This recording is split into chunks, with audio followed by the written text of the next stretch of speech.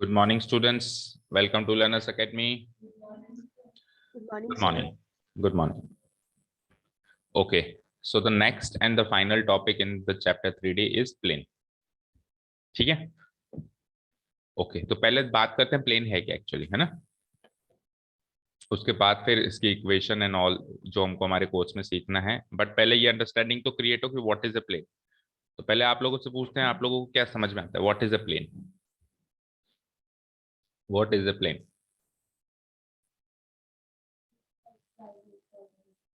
जिस XYZ coordinate तो point में भी होते हैं और पॉइंट में ही होता है।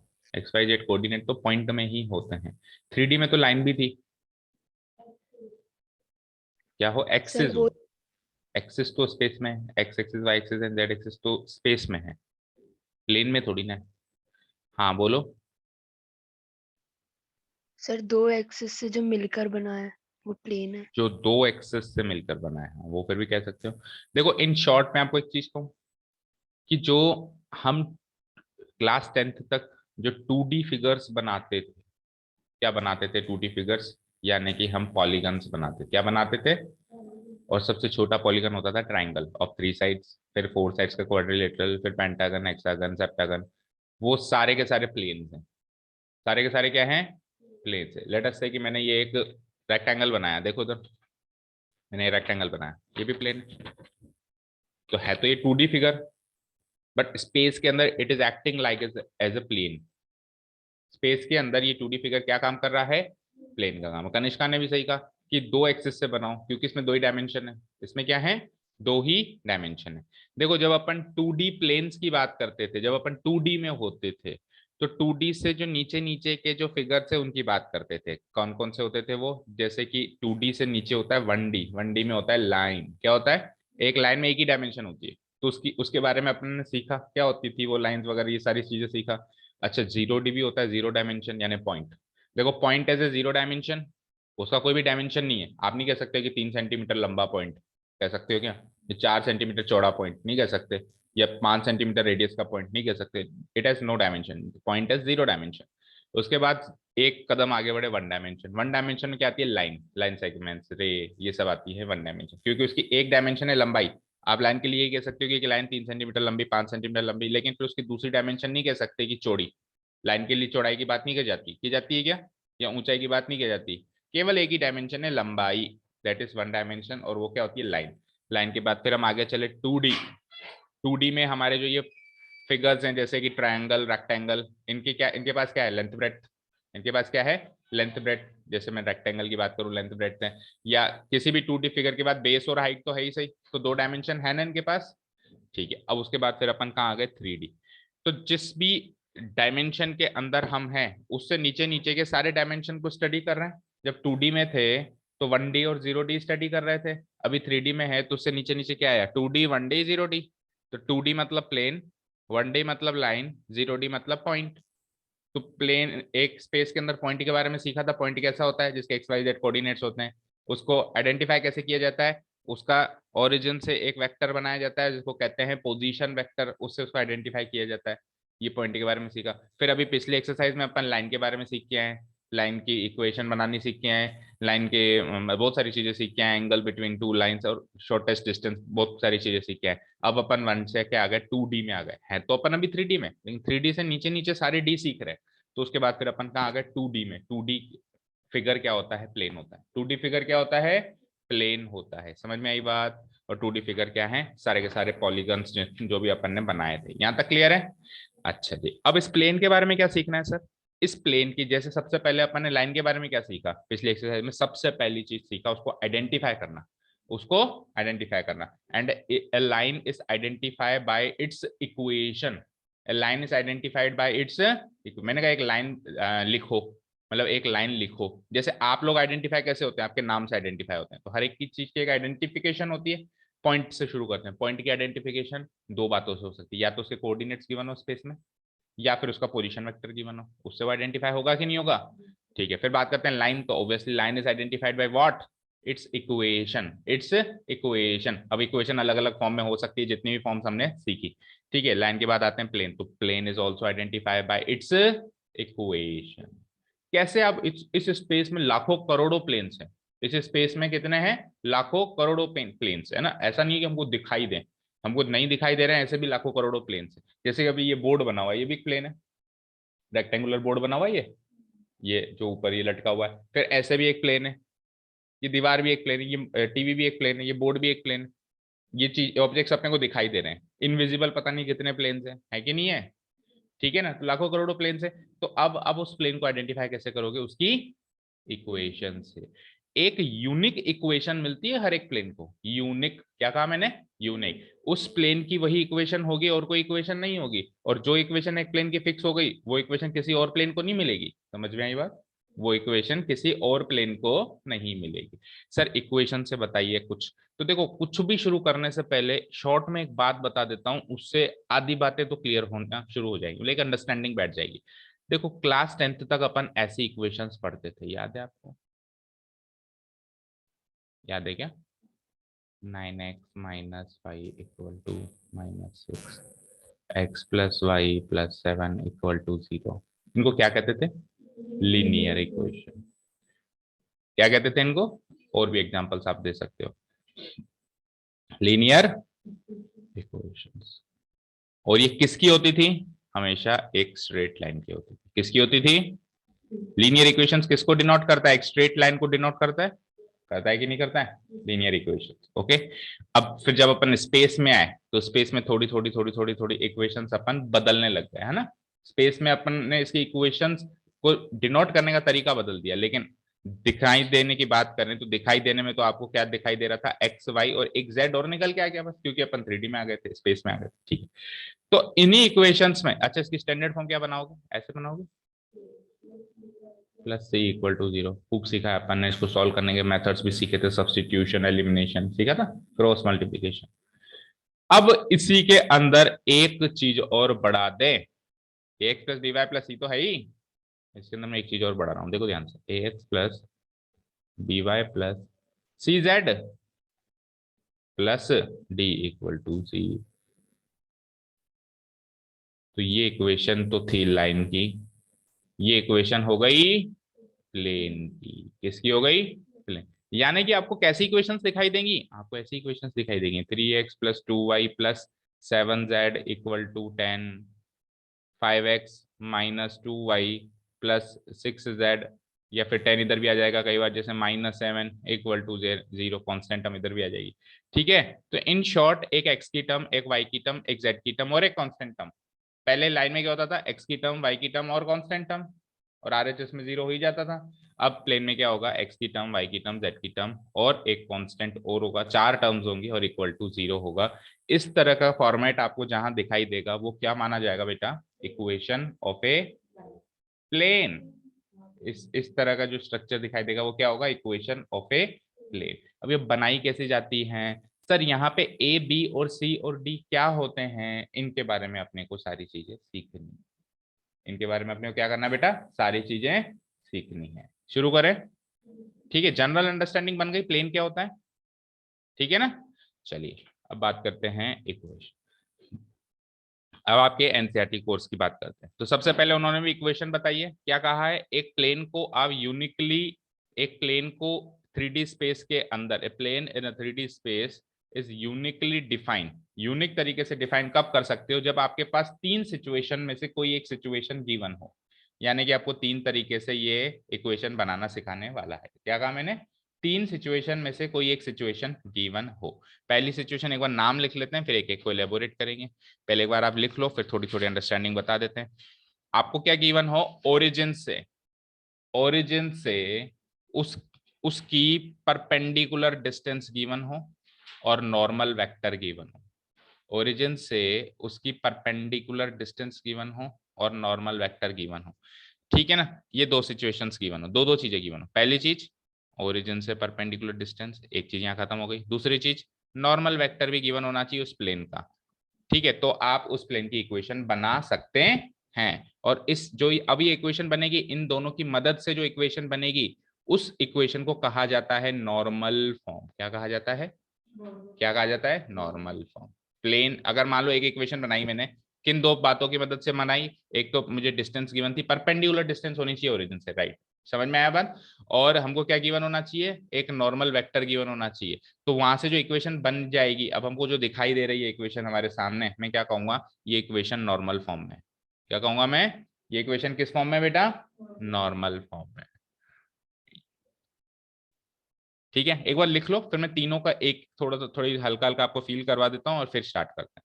मैं बिल्कुल स्लो चलूंगा इस प्लेन में, क्योंकि इसमें उससे भी ज्यादा कॉन्सेप्ट्स हैं, जो लाइन में थे उससे भी ज्यादा कॉन्सेप्ट्स हैं। और क्या हो जाएगा कि अगर अपन फास्ट चलेंगे तो फिर आप चीजों को रटना स्टार्ट करेंगे। मैं नहीं चाहता आप किसी भी चीज को रटे, समझ समझ के करें। ठीक है, सेकंड सिचुएशन क्या है, सेकंड सिचुएशन वो क्या कह रहा है, देखो नॉर्मल वेक्टर वो उधर भी दे रहा था, नॉर्मल वेक्टर इधर भी ले लो। नॉर्मल वेक्टर तो वो उधर भी दे रहा था, पहली सिचुएशन में भी दे रहा था बेटा, एंड नॉर्मल वेक्टर उसने यहां पर भी दे दिया। बट इस बार उसने क्या दिया है पता है, एक जो परपेंडिकुलर डिस्टेंस थी वो गिवन नहीं दिया, उसकी जगह क्या कह दिया कि पॉइंट जो प्लेन है ना, वो जिस पॉइंट से पास कर रहा है ना, वो एक पॉइंट दे दिया। प्लेन भी पॉइंट से पास करेगा ना, या यूं कहूं कोई पॉइंट उस प्लेन पे लाया करता हो, उस किसी भी एक पॉइंट के बारे में आपको बता दिया, इंफॉर्मेशन दे दी कि 3,4,5 वहां से पास करता है, सपोज करो। और उसके अलावा नॉर्मल वेक्टर पहले भी दे रहा था और अब भी दे दिया। समझ में आया कि उसमें तो नॉर्मल वेक्टर था, नॉर्मल वेक्टर इसमें भी था, उसमें एक्स्ट्रा चीज क्या थी, perpendicular distance from the origin. Perpendicular distance from the origin, यहाँ पे एक्स्ट्रा चीज क्या है, डिस्टेंस डिस्टेंस नहीं है यहाँ पे हमारे पास, यहाँ पे क्या है, एक पॉइंट है हमारे पास जो कि उस प्लेन पर लाया करता है। अभी अपन देखेंगे कि इन बातों से ये यूनिकली डिफाइन क्यों होता है। ठीक है ना, इन बातों से यूनिकली डिफाइन क्यों होता है। तीसरा और आखिरी सिचुएशन जो हमको हमारे एनसीईआरटी कोर्स में सीखनी है, वो है कि आपको ना तो नॉर्मल वेक्टर देगा, आपको ना तो नॉर्मल वेक्टर देगा, ठीक है, आपको एक पॉइंट की जगह अब की बार कितने पॉइंट देगा, तीन।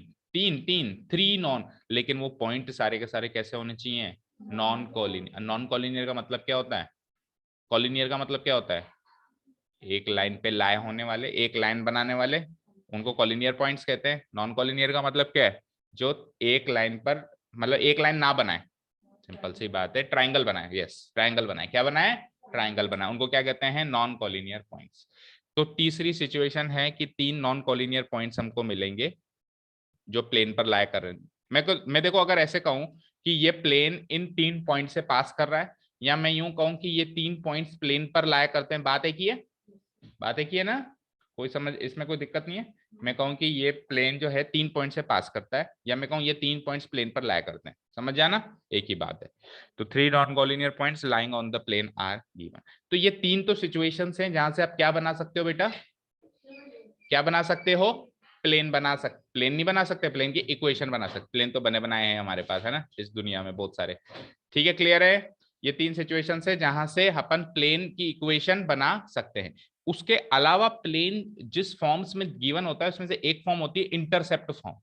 तो चौथी फॉर्म है इंटरसेप्ट फॉर्म, बट ये सिचुएशन नहीं है, मतलब ये रिक्वायरमेंट नहीं है, आप इसको चौथा पॉइंट मान सकते हो। बट जो केसेस है ना बेटा, वो केसेस तीन ही है। भाई आपको कोई कहे कि आप प्लेन की इक्वेशन बना के बताओ, तो आप क्या कहोगे, भैया ये तीन सिचुएशन है, इन तीन में से कोई एक सिचुएशन के डेटा मुझे दे तू, या तो तू पहली सिचुएशन का डेटा दे, पहली सिचुएशन में क्या क्या डेटा चाहिए उसको, एक तो डिस्टेंस फ्रॉम द ओरिजिन और नॉर्मल वेक्टर दे। अच्छा ये नहीं देना चाहता, चल दूसरी सिचुएशन का डेटा दे दे मुझे, नॉर्मल वेक्टर दे दे और एक पॉइंट दे दे जो उस प्लेन पे लाया करता हूं, एक पॉइंट मांग रहा हूं बस तेरे से, बस एक पॉइंट की गुजारिश।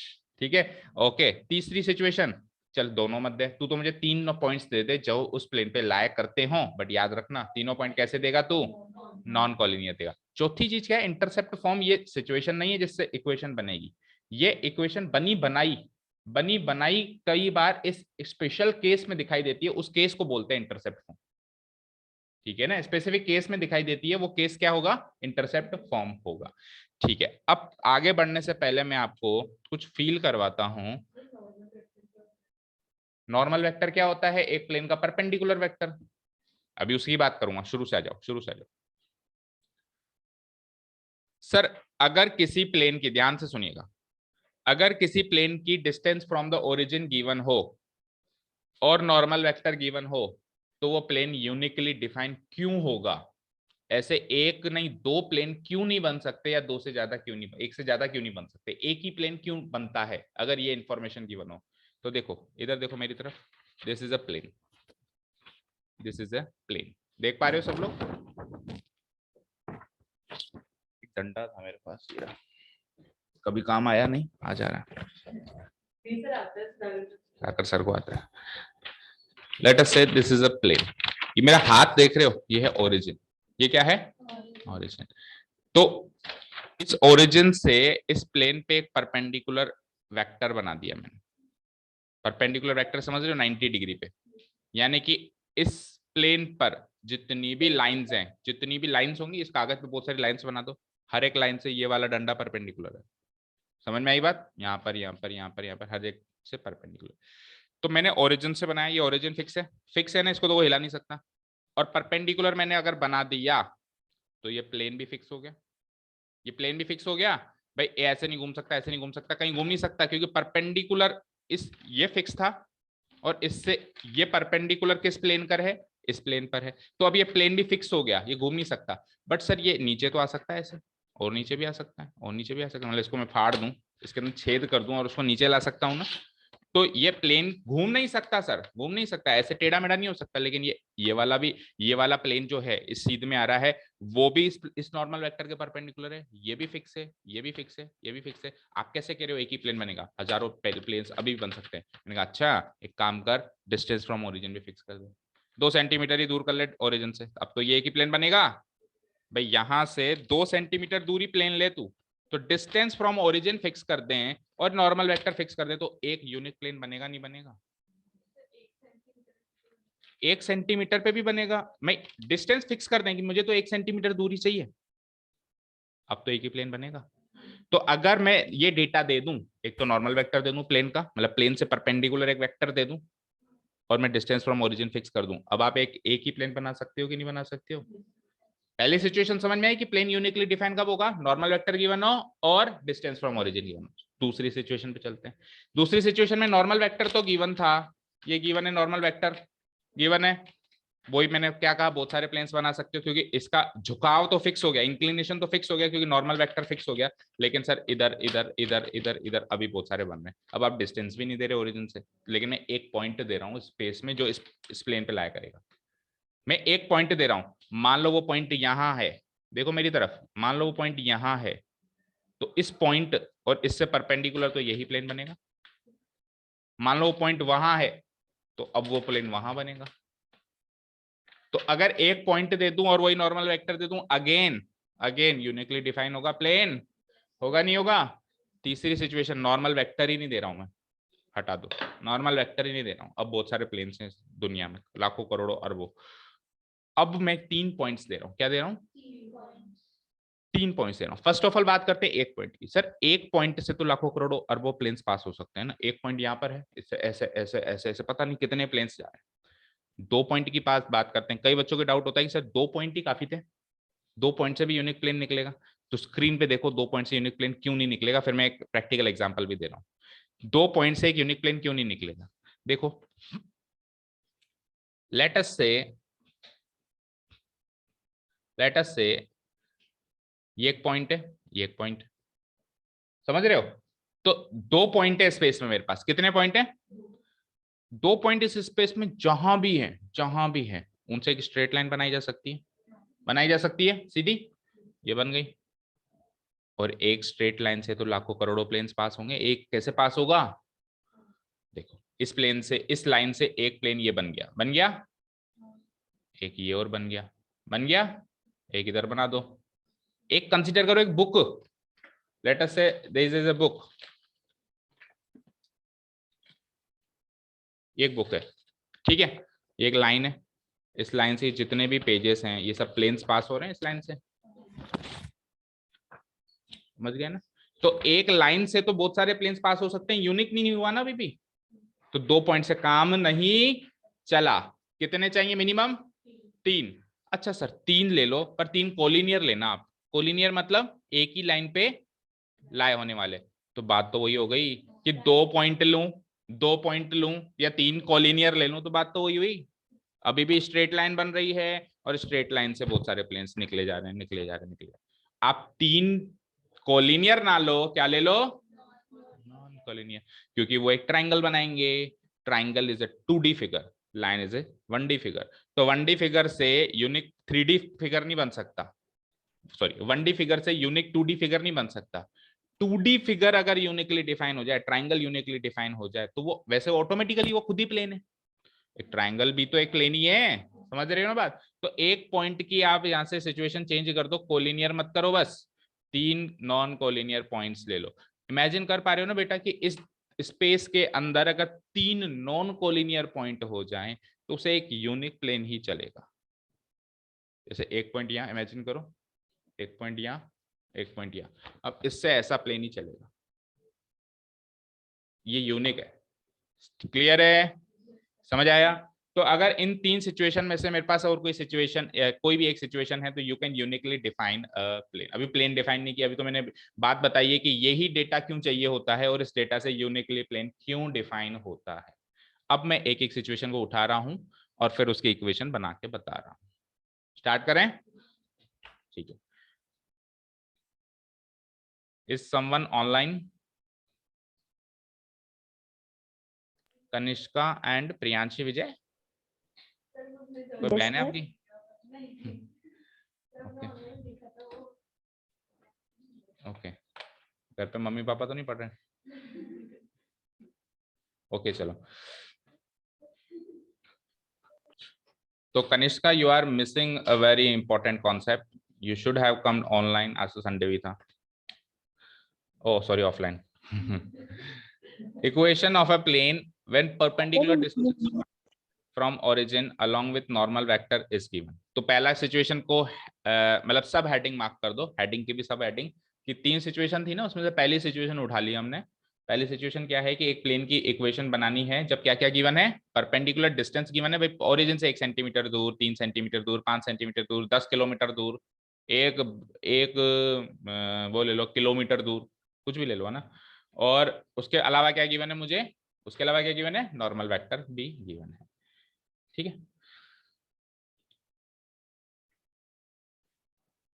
ये पॉइंट्स मैं जान करके एक बार हटा देता हूं और फिर से आपके सामने बना के बताता हूं ताकि आपको चीजें अच्छे से समझ में आए।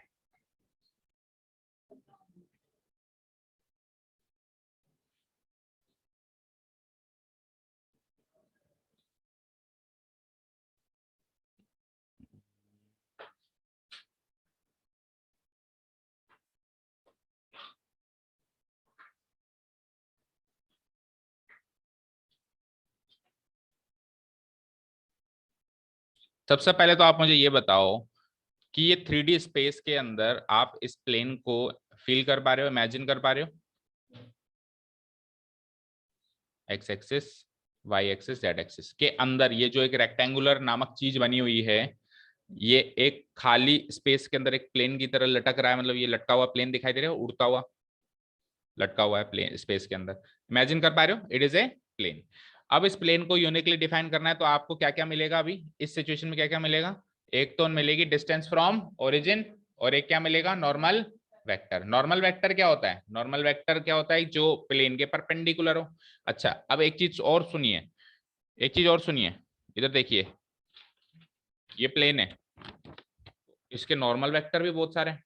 नॉर्मल वेक्टर तो वो लाइन है जो इसके परपेंडिकुलर है, यहाँ पर भी है, यहाँ पर भी है, यहाँ पर भी है, ये भी इसका नॉर्मल वेक्टर, ये भी इसका नॉर्मल वेक्टर, ये भी इसका नॉर्मल वेक्टर, ये भी इसका नॉर्मल वेक्टर, राइट। तो इसके नॉर्मल वेक्टर भी बहुत सारे हैं। इस सिचुएशन में, इस सिचुएशन में वो नॉर्मल वेक्टर जो है ना ओरिजिन से पास होता है पहले सिचुएशन में। क्यों? क्योंकि when we are talking about distance from origin, और डिस्टेंस की बात जब भी ज्योमेट्री में की जाती है परपेंडिकुलर डिस्टेंस की बात की जाती है, राइट। तो मैं ओरिजिन से परपेंडिकुलर डिस्टेंस की बात कर रहा हूं, तो जो परपेंडिकुलर डिस्टेंस वाला वेक्टर बना वो भी तो नॉर्मल है, क्योंकि any vector which is perpendicular to this plane is a normal vector to this plane, yes और नो। तो जो परपेंडिकुलर डिस्टेंस वाला वेक्टर बना वो भी इसका नॉर्मल वेक्टर है। तो इस सिचुएशन में नॉर्मल वेक्टर वो होगा जो ओरिजिन से निकल रहा है, लेकिन सेकेंड सिचुएशन में तो डिस्टेंस फ्रॉम ओरिजिन दिया ही नहीं है ना। तो सेकेंड सिचुएशन में नॉर्मल वेक्टर वो ओरिजिन से निकलने वाला वेक्टर नहीं होगा, हो भी सकता है बट कंफर्मली नहीं होगा, इधर भी हो सकता है, इधर भी हो सकता है ओरिजिन वाला ही हो, बट पता नहीं है कि एक्चुअली वो है या नहीं है। इस सिचुएशन में वो नॉर्मल वेक्टर का मतलब क्या है, ओरिजिन से परपेंडिकुलर बनने वाला vector. Is this clear? Is this clear? Okay, ठीक है। तो लेट अस से कि ये तो है ओरिजिन, सब जानते हैं, और ये है मेरा परपेंडिकुलर वेक्टर, ये मेरा है नॉर्मल वेक्टर। मान लो कि ये जो पॉइंट बनाया ना मैंने, ये जो मैंने पॉइंट बनाया ना, ये पॉइंट इस ओरिजिन से जो डिस्टेंस में बनाने वाला हूं ना, ये इसका फुट ऑफ परपेंडिकुलर है। क्या है ये? इसका foot of perpendicular. Foot of perpendicular समझ रहे हो? जैसे ये प्लेन है, ये ओरिजिन से मैंने जो नॉर्मल वेक्टर बनाया, तो ये नॉर्मल वेक्टर इसको कहां जाके छू रहा है? एक पॉइंट पे जाके छू रहा होगा, that is foot of perpendicular. तो लेट अस से कि ओरिजिन से जो ये पॉइंट निकला, ये इसको इस पॉइंट पे जाके छूता है। इसको मैं मार्क कर लेता हूं एन, मान लेता हूं इसका, इस पॉइंट का नाम क्या है? एन। तो मैं कह सकता हूं क्या भाई, वेक्टर ओ एन, मैं कह सकता हूं क्या भाई, वेक्टर ओ एन जो है इस प्लेन का परपेंडिकुलर नॉर्मल वेक्टर है। कह सकता हूं वेक्टर ओ एन जो है इस प्लेन का क्या है? नॉर्मल वेक्टर है, कह सकता हूं। ओके, दूसरी बात सुनो। अब आपको इक्वेशन बनाने के लिए एक आर्बिट्रेरी पॉइंट मानना पड़ता है पी। लाइन में भी अपन ने माना था आर्बिट्रेरी पॉइंट पी, जिसके कोऑर्डिनेट्स एक्स वाई जेड होते हैं। तो लेट अस से वो आर्बिट्रेरी पॉइंट मैंने यहाँ पे रख दिया पी, तभी तो इक्वेशन बना पाओगे, रिलेशन स्टैब्लिश कर पाओगे। तो इसके कोऑर्डिनेट्स रख लिए मैंने X comma Y comma Z. अच्छा, और जो वो पॉइंट पी आर्बिट्रेरी पॉइंट अपन मानते हैं स्पेस में, उसका पोजीशन वेक्टर युगो युगो से आर वेक्टर से डिनोट किया जाता है। अभी स्पेस में भी, उसमें लाइन में भी अपन ने आर वेक्टर से डिनोट किया, तो उसको नहीं बदलेंगे ताकि एक अंडरस्टैंडिंग बनी रहे। यानी आर्बिट्रेरी पॉइंट जो पी माना, उसका पोजीशन वेक्टर ओरिजिन से बनने वाला, उसको अपन ने मार्क कर दिया वेक्टर आर। कोई दिक्कत नहीं है। अच्छा जी, अब इस फॉर्म में, मतलब इस सिचुएशन में, इस केस में, जो ये perpendicular distance from origin given होती है ना, इसको स्मॉल डी से डिनोट करा देते हैं। किससे डिनोट करा देते हैं बेटा? स्मॉल डी से। तो ओ एन जो डिस्टेंस है, ओ और एन के बीच की लंबाई है, वो क्या है? Small D. अब अगर मैं इसको स्मॉल डी कह दूं या फिर ओ एन कह दूं, एक ही बात है। या फिर वेक्टर ओ एन का मैग्नीट्यूड कह दूं, तो भी एक ही बात है। अगर ओ एन को एक लाइन मानते हो, तब तो O N line segment O N D हो जाएगा। और इनको एक वेक्टर मानते हो, उसको डायरेक्टेड लाइन मानते हो, तो उस वेक्टर का फिर मैग्नीट्यूड बोलोगे, तो वो भी डी हो जाएगा, राइट? ये सारी सिचुएशंस समझ में आ गई क्या आप लोगों को? तो अब आगे चलें। ठीक है, ये सब मार्क भी कर लिया आपने फिगर के अंदर। चलो, अब इससे कैसे इक्वेशन बनती है, इससे कैसे इक्वेशन बनती है देख। हाँ बिल्कुल, तो जो यही O N E, perpendicular distance from origin जो है वो एक लाइन बनाती, एक लाइन ही तो है वो। क्या है? मैंने कहा, सपोज करो, देखो मैंने कहा इस पॉइंट और इस पॉइंट के बीच की डिस्टेंस बताओ। मैंने कहा कि ये पॉइंट बताओ सर, ये पॉइंट है पी, ये पॉइंट है क्यू। तो आप क्या कहोगे? पी क्यू ही तो है इस पॉइंट और इस पॉइंट के बीच की distance, line segment P Q तो है। तो ओरिजिन और इस प्लेन के बीच की दूरी, ओरिजिन ओ है, और ये जो प्लेन पे उसका जो perpendicular foot of the perpendicular, इसको एन मान लिया, तो ओ एन ही तो इन दोनों के बीच की दूरी होगी। होगी नहीं होगी? उसको अपन किससे डिनोट कराते हैं? Small D. ठीक है, चलते हैं आगे। सर यहाँ हेडिंग में डिस्टेंस से पहले क्या लिखा हुआ है? क्या? सर हेडिंग में डिस्टेंस से पहले। Perpendicular equation of a plane when perpendicular distance from origin and along with normal vector. चलो नीचे आओ। ठीक है, देखो, let vector O N, vector O N, अब वेक्टर ओ एन को भी इन्होंने शॉर्ट में दो लेटर में ना लिख के सिंगल लेटर से डिनोट करा दिया, vector N. Vector N single letter से कैसे डिनोट करा दिया? Vector N. चाहो तो आप इधर मार्क कर सकते हो कि वेक्टर एन है। ठीक है, चलो, be the normal vector to the given plane. Let vector O N, जिसको शॉर्ट में अपन ने सिंगल लेटर में लिख दिया vector N, be the normal vector to the given plane drawn from origin with magnitude equal to magnitude of vector N, और उसको D से भी डिनोट करा दिया। ये तो हो गई वेक्टर एन की इंफॉर्मेशन।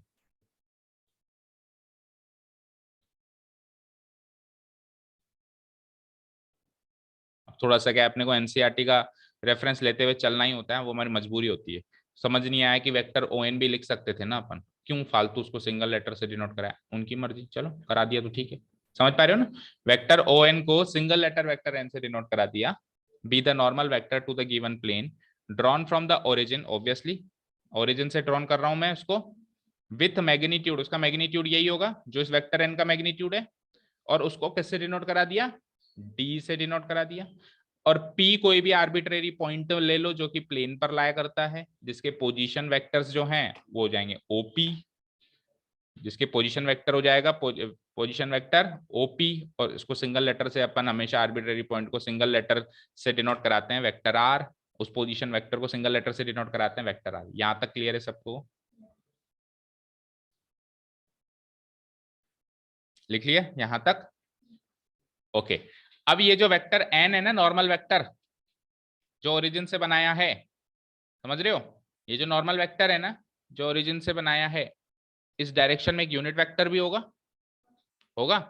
उस यूनिट वेक्टर को डिनोट करा दो, क्योंकि अपन ने टोटल वेक्टर को कैपिटल एन वेक्टर डिनोट करा दिया, तो यूनिट वेक्टर को एन कैप से डिनोट करा दो हाल फिलहाल। उस डायरेक्शन में एक यूनिट वेक्टर है जो कि एन कैप है, तो आगे ये लिखता है now unit vector along O N vector is given by N cap. बिल्कुल होगा ही होगा।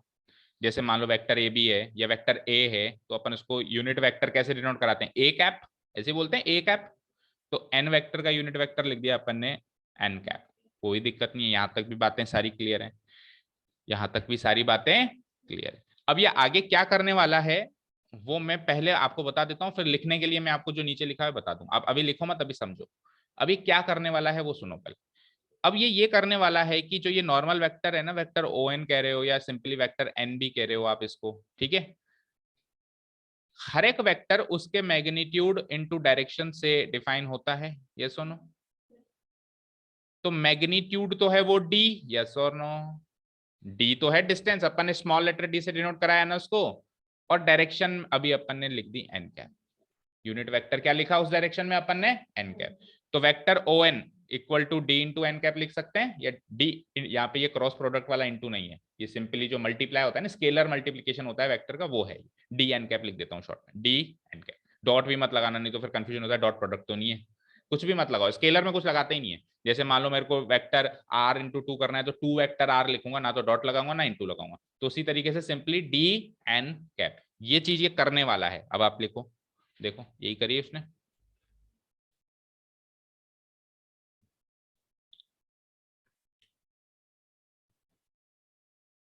D N cap. यहां तक कोई दिक्कत नहीं होनी चाहिए। देखो बेटा, पहली फॉर्म समझने में दिक्कत आई, स्टेप बाय स्टेप, दूसरी तीसरी फॉर्म में इतना टाइम नहीं लगेगा, ठीक है ना। चलें आगे, डीएन कैप हो गया ये, ओके। अब मैं एक बार फिगर में चलता हूं और मैं आपको बता देता हूं भी क्या करने वाला है, फिर नोट करने के लिए आपको नीचे दे ही दूंगा। देखो अब ये क्या करने वाला है, इमेजिन करिए बच्चे कि ये जो प्लेन था, वापस इधर देखिए मेरी तरफ, ये जो प्लेन था इसमें एक तो था नॉर्मल वेक्टर जो कि ओरिजिन से बना था इस केस में, दूसरी केस में वो ओरिजिन से नहीं बनता, वो कोई सा भी नॉर्मल वेक्टर होता है। ये है नॉर्मल वेक्टर, ठीक है। इस पे एक पॉइंट आर्बिट्रेरी मैंने यहां पे और ले लिया पी, तो यहां से यहां पे भी एक वेक्टर बन सकता है, एक लाइन बन सकती है ना, डायरेक्टेड लाइन। और वो जो पी है उसका भी नॉर्मल वेक्टर, उसका भी पोजीशन वेक्टर बना हुआ है, वेक्टर ओपी, जिसको आर से डिनोट कराया है, बना हुआ है, एक लाइन या एक लाइन। तो ये नॉर्मल वेक्टर, ये पोजीशन वेक्टर उस पी का, और ये जो लाइन बनी इस प्लेन पर, क्या ये तीनों ट्राइंगल बना रहे हैं? तो can we apply triangle law here between these three vectors, vector O N, vector O P, vector N P, लगा सकते हैं। अब देखो आप यहाँ पे स्क्रीन पे कि ये जो है, अभी एक बार फिर इसकी जरूरत पड़ेगी, लास्ट टाइम देखो ये ट्राइंगल बना रहे हैं, ये ट्राइंगल बना रहे हैं ना। तो मैं क्या कर सकता हूं, vector O N plus vector N P बराबर वेक्टर ओपी लिख सकता हूं मैं। अभी लिखो मत, लिखो मत, लिखो मत, अभी लिखो मत, अभी बताता हूँ। सारी जो लिखा लिखा है तो है मेरे पास, लेकिन मैं आपको नहीं कहना चाहता कि इससे कॉपी पेस्ट करो, वो तो बुक से भी कर लेते। एक बार पहले चीजों को समझ लो, फिर मैं टाइम दूंगा कि चलो कॉपी पेस्ट कर लो, ठीक है। Vector O P equal to कैसे लिखोगे, using triangle law, vector O N plus vector N P, yes और नो, ठीक है। अब यहां से मैं चाहता हूं कि बच्चे आप वेक्टर एनपी की वैल्यू निकालें, मतलब वेक्टर फॉर्म निकालें। कैसे लिखोगे आप इसको, तो कैसे लिखोगे वेक्टर एनपी को, vector OP minus vector O N, ऐसे ही लिखोगे। अच्छा जी, वेक्टर ओपी क्या है, वेक्टर आर है, और वेक्टर ओ एन क्या है, अभी अभी आपने किया है, डी एन कैप है, यस और नो? अभी अभी आपने कहा ना डी एन कैप, इससे पहले आप यही लिख के आए हो, चेक कर लो, vector O N equal to d N cap लिख के आए हो ये। अब मुझे एक चीज वापस बताओ, इधर देखो, वापस आ जाओ। ये नॉर्मल वेक्टर था, ये तो परपेंडिकुलर था इससे, वो वेक्टर ओपी परपेंडिकुलर नहीं था, मतलब पता नहीं है कि है कि नहीं, वो जो वेक्टर ओपी था आर वाला वो परपेंडिकुलर नहीं था, क्योंकि पी तो एनी आर्बिट्रेरी पॉइंट है, लेकिन ये तो परपेंडिकुलर था। तो ये परपेंडिकुलर अगर इस प्लेन पर था तो इस प्लेन पर लाए होने वाली हर एक लाइन से परपेंडिकुलर होगा, प्लेन पर लाए होने वाली हर एक वेक्टर से भी परपेंडिकुलर होगा।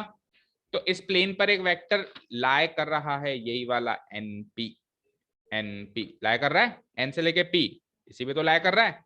तो ये एनपी वेक्टर और ये नॉर्मल वेक्टर एक दूसरे के परपेंडिकुलर होंगे, और जब दो वेक्टर्स परपेंडिकुलर होते हैं स्पेस में तो उन दोनों का डॉट प्रोडक्ट 0 होता है। कर दो, इक्वेशन मिल गई, कर दो और इक्वेशन मिल गई। कौन कौन से होंगे परपेंडिकुलर, एक तो वेक्टर ओ एन और एक वेक्टर एनपी, ना कि ओपी। ओपी तो पी तो एनी आर्बिट्रेरी पॉइंट है, इसका कुछ पता नहीं है, लेकिन ये है फुट ऑफ द परपेंडिकुलर। तो वेक्टर ओ एन और वेक्टर एनपी ये दोनों एक दूसरे के परपेंडिकुलर, ये इमेजिन कर रहे हो ना बेटा, ये एनपी तो इस प्लेन पे लाया कर रहा है, ये एनपी तो इस प्लेन पे बनी हुई एक लाइन है, मैं इस कागज पे एक लाइन बना दूं, वो है ये तो, और ये ओरिजिन से निकल रही है। तो ये वेक्टर और ये वेक्टर एक दूसरे से क्या होंगे, परपेंडिकुलर होंगे। दैट मींस मैं लिख सकता हूं कि वेक्टर ओ एन का डॉट प्रोडक्ट अगर वेक्टर एनपी से करें तो सर वो 0 आना चाहिए। वेक्टर ओ एन को क्या लिखोगे, डी, क्या लिखोगे, नहीं डी तो डिस्टेंस है बेटा, D N cap. Vector O N को क्या लिखोगे, D N cap. Dot NP की वैल्यू यहां से निकाली आपने, R vector minus D N cap, और ये क्या बनेगा, 0। इसको सॉल्व कर लेते हैं एक बार, और आपके पास equation of a plane given है। इसको मैं डिलीट कर देता हूं। चलो देखो, अब आप मल्टीप्लाई कैसे करते हो बेटा, डॉट प्रोडक्ट कैसे करते हो, डॉट प्रोडक्ट आप ऐसे करते हो कि इसको इससे मल्टीप्लाई, डॉट प्रोडक्ट कराओगे और फिर इसको डिस्ट्रीब्यूटिव लॉ फॉलो करोगे। तो डी एन कैप को वेक्टर आर से मल्टीप्लाई करना, तो डी तो स्केलर है, डी तो क्या है, स्केलर है, और इन दोनों का डॉट प्रोडक्ट मैं ऐसे लिख सकता हूं, आर डॉट एन कैप। वैसे एन कैप डॉट आर भी लिख सकते हो, बट बिकॉज बुक में आर डॉट एन कैप ऐसे लिख देता हूं, और डी इसका स्केलर है। ठीक है, अब इसको इससे कराना पड़ेगा, माइनस लगा दूं बीच में, तो d into d, d square, और n cap into N cap, यानी कि एन कैप का मैग्नीट्यूड, किसी भी वेक्टर को उसी से डॉट प्रोडक्ट कराने का मतलब है उसके मैग्नीट्यूड का स्क्वायर, उसके मैग्नीट्यूड का स्क्वायर, एन कैप का मैग्नीट्यूड क्या है, 1। एन कैप यूनिट वेक्टर है ना, आई कैप का डॉट आई कैप क्या करते थे, 1 ही तो होता था, i cap dot i cap, j cap dot j cap, तो n cap dot N cap भी क्या हो जाएगा, 1 हो जाएगा, इक्वल टू 0। तो यहां से डी को कॉमन ले सकते हैं, या यूं कहूं पूरी इक्वेशन से डी को डिवाइड करा दूं तो डी खत्म हो जाएगा। तो पूरी इक्वेशन से डी को डिवाइड करा दिया तो क्या मिला, आर डॉट एन कैप, और यहाँ से D square into 1 D square हो गया, इंटू है ना, D square into 1 D square हो गया, एक डी से डिवाइड करा ही दिया था, माइनस डी इक्वल टू 0। और पर्टिकुलरली कहें तो R dot N cap equal to D. This is the first type of equation of a plane where, अब यहाँ पे इंग्रेडिएंट्स क्या क्या है, इंग्रेडिएंट्स क्या क्या है, आर वेक्टर तो उस प्लेन पे लाए होने वाली किसी भी आर्बिट्रेरी पॉइंट पी का पोजीशन वेक्टर है, जो अपने को लाइन में भी मिलता था, R vector R vector R vector हमेशा मिलता था। एन कैप क्या है, एन कैप वो जो पोजीशन जो नॉर्मल वेक्टर दे रहे हो ना आप ओरिजिन से, उसका यूनिट वेक्टर है, उसका क्या है, यूनिट वेक्टर है, और D is the distance from the origin, D is the distance from the origin. Is this clear, समझ आया? अब आप लिखो, अब आप लिखो आराम से तसल्ली से, और फिर अपन चलेंगे इससे। हाँ बताओ, क्या दिक्कत है?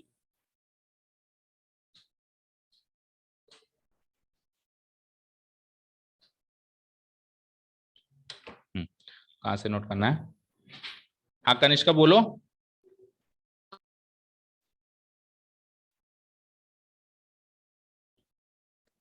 कनिष्का बोलो, क्या कह रहे हो?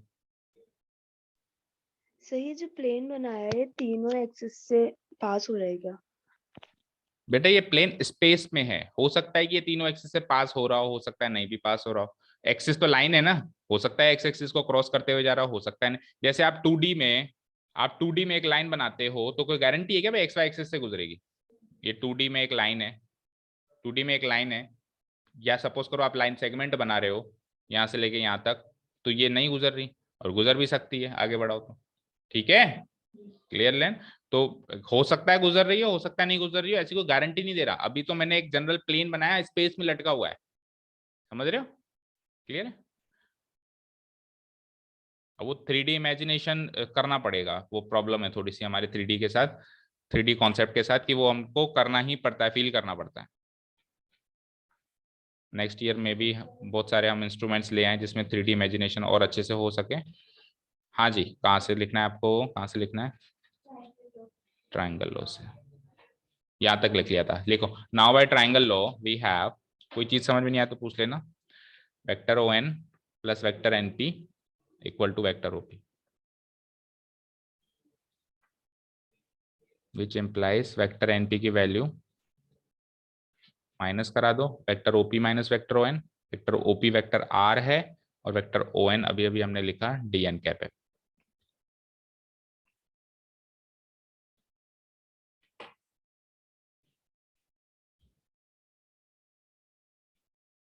अब एक बड़ी ही प्यारी सी बात लिखी हुई है कि वेक्टर ओ एन तो इस प्लेन का नॉर्मल वेक्टर है और वेक्टर एन पी इसी इसी प्लेन पर लाइज ऑन द वेक्टर लिखा हुआ है लाइज ऑन द प्लेन लिखो, lies on the plane, vector N P lies on the plane,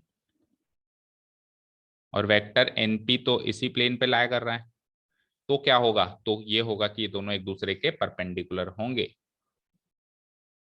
तो आगे से बात मैं कभी भी कह दूं तो समझ आ जाएगी ना, कि किसी भी प्लेन का नॉर्मल वेक्टर और उस प्लेन पे लाया होने वाला एक वेक्टर दोनों एक दूसरे के परपेंडिकुलर होंगे, क्योंकि नॉर्मल वेक्टर तो प्लेन के परपेंडिकुलर है, यानी प्लेन पे लाए होने वाले हर एक वेक्टर के परपेंडिकुलर है। ठीक है, तो O N is the normal vector to the plane and N P lies on the plane, so vector O N is perpendicular to vector N P. तो थोड़ा क्लियर लिख दूं मैं, vector O N, so vector on is perpendicular to vector np, which implies what, which implies that कि vector on का dot product vector np से 0 होगा।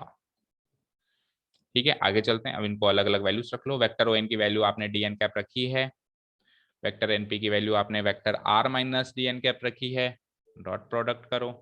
ये कैलकुलेशन अभी कैसे हुआ सब बता ही दिया था आपको मैंने।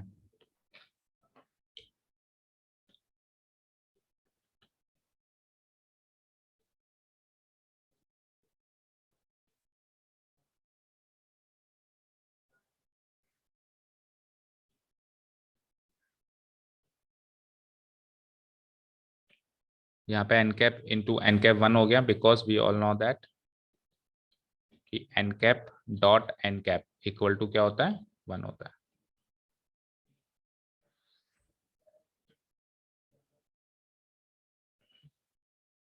डी को कॉमन ले लिया है ना, डी से पूरी इक्वेशन को डिवाइड कर दो, इक्वेशन को सॉल्व करने के कई सारे तरीके आप समझते हो। इन्होंने क्या करा, डी को कॉमन ले लिया, अपन ने क्या करा था, इस इक्वेशन में डी से डिवाइड करा दिया था, इन्होंने क्या कर लिया, डी को कॉमन ले लिया। तो ये अब ऐसे हो गया कि या तो डी जीरो है या फिर ये जीरो है। भाई दो नंबरों का प्रोडक्ट जीरो कब होगा, या तो ये जीरो है या ये जीरो है। तो इन्होंने दो सिचुएशन ले ली कि या तो डी को जीरो रख लो या फिर इस पूरी चीज को जीरो रख लो। अब डी जीरो क्यों नहीं रख सकते, क्योंकि डी तो perpendicular distance from the origin है, तो डिस्टेंस तो देगा ना वो 3 यूनिट 4 यूनिट 5 यूनिट, तो उस कारण से D cannot be equal to zero. So we will consider यही वाली वैल्यू जीरो, उसको जीरो नहीं मान के इसको जीरो मानेंगे, तो यहां से ये this is the required equation of the plane in normal form. ठीक है, अब ये नीचे जो बात लिखी हुई है इसको भी इग्नोर करो, अभी आप यहां तक लिखो, this is the required equation of the plane in the normal, यहां तक लिखो एक बार।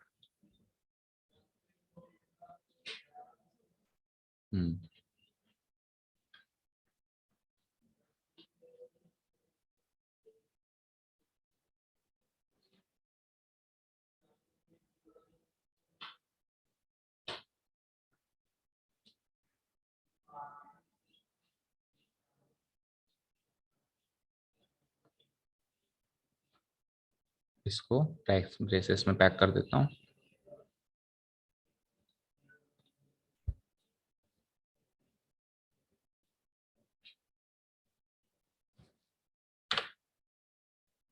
एक्सक्यूज मी सर, हाँ, एक बार ओएन कैसे निकाला वो समझा दो वापस। वेक्टर ओ एन कैसे निकाला? किसी भी वेक्टर को कैसे निकालते हैं? उसके मैग्नीट्यूड से डायरेक्शन को मल्टीप्लाई करके। अब डायरेक्ट मैग्नीट्यूड तो क्या है, आपको डिस्टेंस दे रखी है ना फ्रॉम द ओरिजिन, तो वही तो उसका मैग्नीट्यूड है उस वेक्टर का। और उसके डायरेक्शन को मैंने एन कैप मान लिया है, मतलब unit vector along that vector को मैंने एन कैप मान लिया। वो एन कैप यहाँ पे रखा रहेगा, वो एन कैप यहाँ रखा रहेगा, और ये डिस्टेंस फ्रॉम द ओरिजिन। जब वेक्टर एन इक्वल टू कैसे निकलेगा, उसका मैग्नीट्यूड, उसका मैग्नीट्यूड डी माना है, अब ये गिवन होगा आपको बुक में, क्वेश्चन में। और एन कैप ये क्या है, यूनिट वेक्टर है अलोंग दैट। तो ये ओ एन कह दो या वेक्टर एन कह दो, एक ही बात है, ये ऐसे निकाला है। ठीक है, Yes, sir.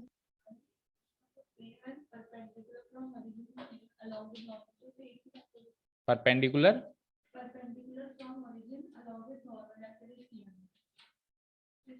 Perpendicular from origin का मतलब है डिस्टेंस से, perpendicular distance from the origin. Distance word note नहीं किया शायद आपने, देखो उस लाइन की बात नहीं है, परपेंडिकुलर लाइन की बात नहीं है, उस नंबर की बात है कि 3 यूनिट 4 यूनिट। परपेंडिकुलर डिस्टेंस है, देखो equation of a plane when perpendicular distance from the origin along with normal vectors. ठीक है,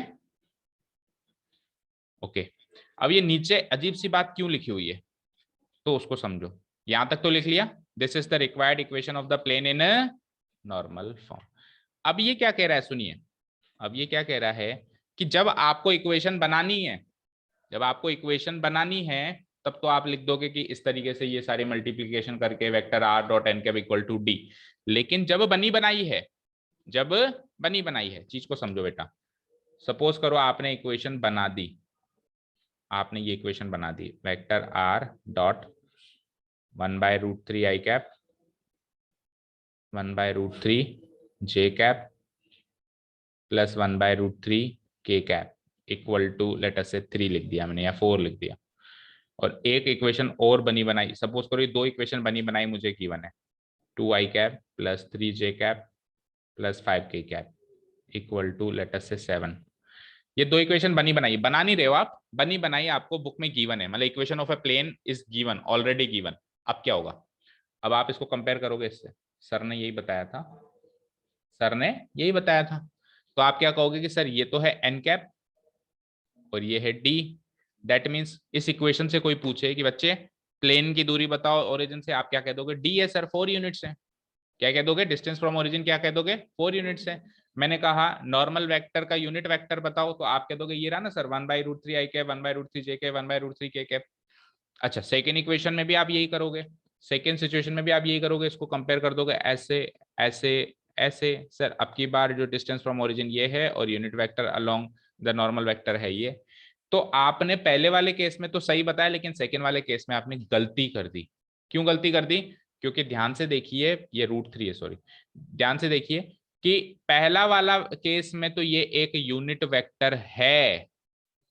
अब कैसे पता चलता है कि कोई यूनिट वेक्टर है या नहीं है, 1/√3 का स्क्वायर 1/√3 का स्क्वायर 1/√3 का स्क्वायर का सम का रूट 1 होता है, मैग्नीट्यूड 1 है ना। क्या 2 का स्क्वायर 3 का स्क्वायर 5 के स्क्वायर का सम का रूट 1 होता है क्या ना। So it is not a unit vector, it is not a unit vector. That means standard form में एन कैप गिवन होता था यूनिट वेक्टर, इस बार उसने वेक्टर ओ एन ही दे दिया, वेक्टर ओ एन दे दिया। तो अगर एन कैप गिवन नहीं है तो फिर ये डी भी नहीं है, फिर ये डिस्टेंस फ्रॉम ओरिजिन भी नहीं है, क्योंकि एन कैप गिवन होता है तो ही आरएचएस में रखा हुआ जो वो नंबर है वो डिस्टेंस फ्रॉम द ओरिजिन होता है। अगर एन कैप नहीं है उधर एलएचएस में, तब वो डिस्टेंस फ्रॉम ओरिजिन नहीं है। तो आप इसको उस फॉर्म में चेंज कैसे करोगे, कैसे, इसको उसके मैग्नीट्यूड से डिवाइड करा दो। अगर आप इसको इसके मैग्नीट्यूड से डिवाइड करा दें, 2 का स्क्वायर प्लस 3 का स्क्वायर प्लस 5 का स्क्वायर का सम के रूट से इधर और उधर, तो बोलो 2 का स्क्वायर 4, 3 का स्क्वायर 9, 13 13 प्लस 25 लेटर से √38। तो आप √38 से इधर भी डिवाइड करा दो और उधर भी डिवाइड करा दो, तो अब ये एक यूनिट वेक्टर बन गया, अब ये एन कैप बन गया। अब ये जो चीज बनी है ये है डिस्टेंस फ्रॉम द ओरिजिन। तो तो वो सेकंड बात में वही चीज आपको समझा रहा है कि जब बनी बनाई, जब आपको बनानी है तो ऑब्वियसली आप ऐसे ही बना रहे हो कि आप एन कैप रख रहे हो और इधर डी रख रहे हो। वो तो तब ना जब डी गिवन है तो आपने डी रख दिया आरएचएस में, एन कैप गिवन है आपने एन कैप रख दिया एलएचएस में, आर डॉट कर दिया, खत्म बात कहानी। लेकिन जब बनी बनाई है तो बनी बनाई है तो आप आइडेंटिफाई कैसे करोगे कि ये उस फॉर्म में है कि नहीं है? तो आप ऐसे आइडेंटिफाई करोगे कि अगर ये यूनिट वेक्टर है, अगर ये यूनिट वेक्टर है तब तो वो नॉर्मल फॉर्म में है, लेकिन अगर ये यूनिट वेक्टर नहीं है तो वो नॉर्मल फॉर्म में, वो जस्ट एक इक्वेशन है, वो जस्ट एक इक्वेशन है प्लेन की। ऐसे नहीं करेंगे प्लेन की इक्वेशन नहीं है, बट वो यू नॉर्मल फॉर्म में नहीं है, क्योंकि नॉर्मल फॉर्म में तो वो एन कैप होता है ना कि वेक्टर एन होता है। ठीक है, वो क्या होता है? तो ये क्या कहता है कि दूसरी फॉर्म में आपको इक्वेशन ऐसे गिवन होगी जहां पे ये एन कैप नहीं होगा, नॉर्मल वेक्टर होगा, उस केस में इसको भी डी को कैपिटल डी रख दिया जानबूझ के। क्या रख दिया? Capital D. और इस केस में अगर आपको डिस्टेंस फ्रॉम द ओरिजिन निकालना हो तो इस डी को इस वेक्टर एन के मैग्नीट्यूड से डिवाइड कराओ, जैसे अभी √38 से डिवाइड करवाया। समझ आया? तो इसका ये पर्टिकुलर केस लिख लो, और लगा के, और या फिर इस फॉर्म में गिवन हो।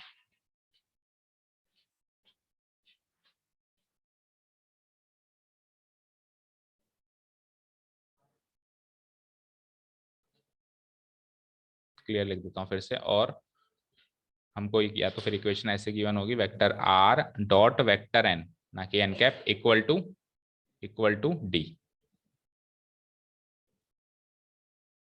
Equal to D.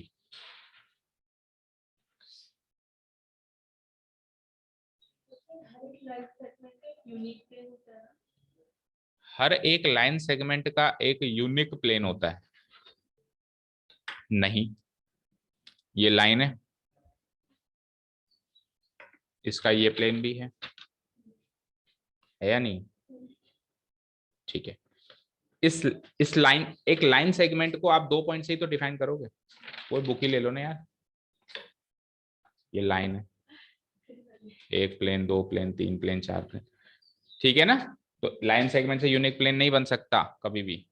3 non collinear point से यूनिक प्लेन बनेगा, यानी ट्राइंगल से बनेगा, ऐसे मान लो, लाइन से नहीं बनेगा, ट्राइंगल से बनेगा। ठीक है,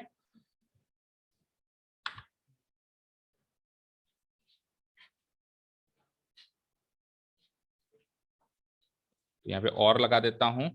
और इस केस में हेयर, अगर आपसे कोई पूछे कि बेटा मुझे डिस्टेंस फ्रॉम द ओरिजिन बताओ, तो आप कैसे बताएंगे? ये जो डी है ना, ये जो नंबर डी है, कैपिटल डी, उसको इस वेक्टर एन के मैग्नीट्यूड से डिवाइड करा के बताएंगे। ठीक है, क्लियर है यहां तक? ठीक है, अब बात करते हैं कार्टेशियन फॉर्म, क्योंकि हर एक की कार्टेशियन फॉर्म भी होगी। तो कार्टेशियन फॉर्म में जैसा मैंने आपको बताया था पिछले लाइन में भी, कि बेटा आप तो एक काम कर लिया करो, आप तो कन्वर्ट करना सीखो, और फिर जब कुछ भी ना समझ में आए तो कन्वर्ट कर दो। ठीक है ना? तो कार्टेशियन फॉर्म में देखो हमारे पास अब क्या क्या सिचुएशंस हैं। हमारे पास एक तो वो पॉइंट पी है जिसके कोऑर्डिनेट्स क्या हैं, एक्स वाई जेड। अच्छा, एक वो फुट ऑफ परपेंडिकुलर है एन नाम का, उसके कोऑर्डिनेट्स गिवन होंगे, क्योंकि गिवन क्या होंगे, आपको वेक्टर गिवन होगा ना, आपको वेक्टर गिवन होगा तो कोऑर्डिनेट्स बना दोगे ना। जैसे सपोज करो मैंने कहा वेक्टर है 2i cap 3j cap 4k cap, that means foot of the perpendicular है 2, 3, 4। समझ में आई बात? तो उसको x1 y1 z1 मान लेते हैं क्योंकि वो गिवन होगा। तो let the coordinates of point p be this, and let the coordinates of point n, जिसको foot of the perpendicular from the origin माना गया है, उसके कोऑर्डिनेट्स मान लो x1 y1 z1। ले लो, let the coordinates of point b,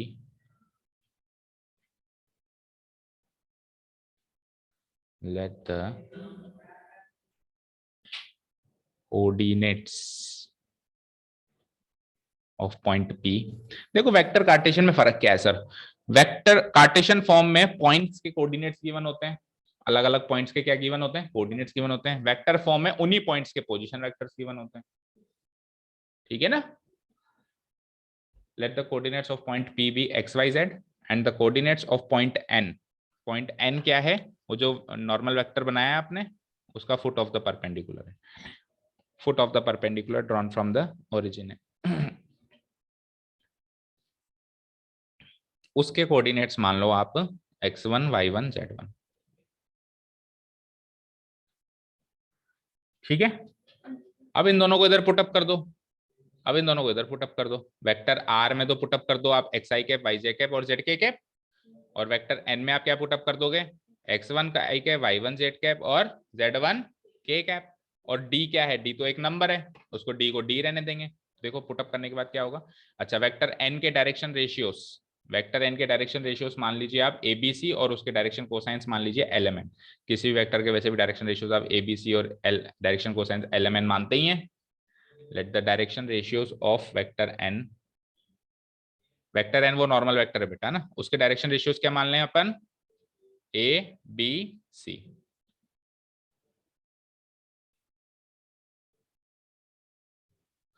and उसी के डायरेक्शन कोसाइंस क्या मान लें, direction cosines of vector N या एन कैप एक ही बात है, यूनिट वेक्टर है, डायरेक्शन कोसाइंस का मतलब यूनिट वेक्टर से होता है, तो इसको क्या मान लें अपन, b l m n, b l m N.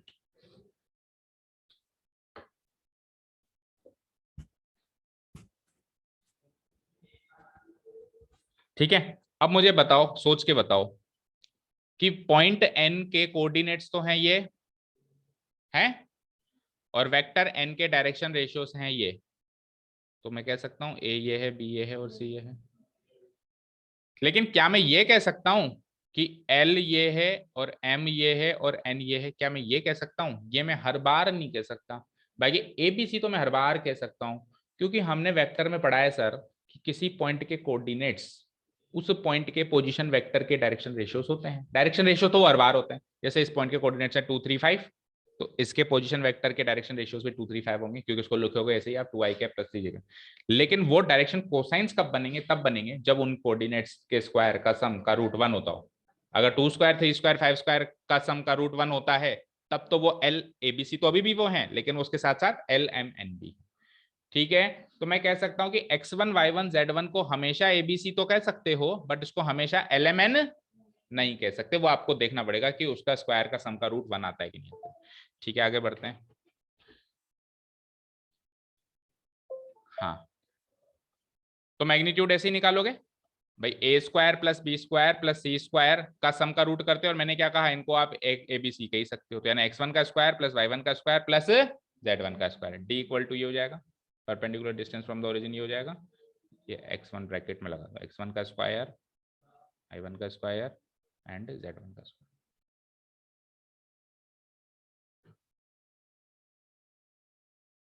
Clear है यहां तक?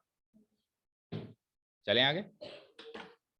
ठीक, अब इसके अंदर चीजों को पुटअप करने जा रहे हैं। R dot N cap equal to D, ये वेक्टर फॉर्म है हमारे पास इक्वेशन की, नॉर्मल फॉर्म में।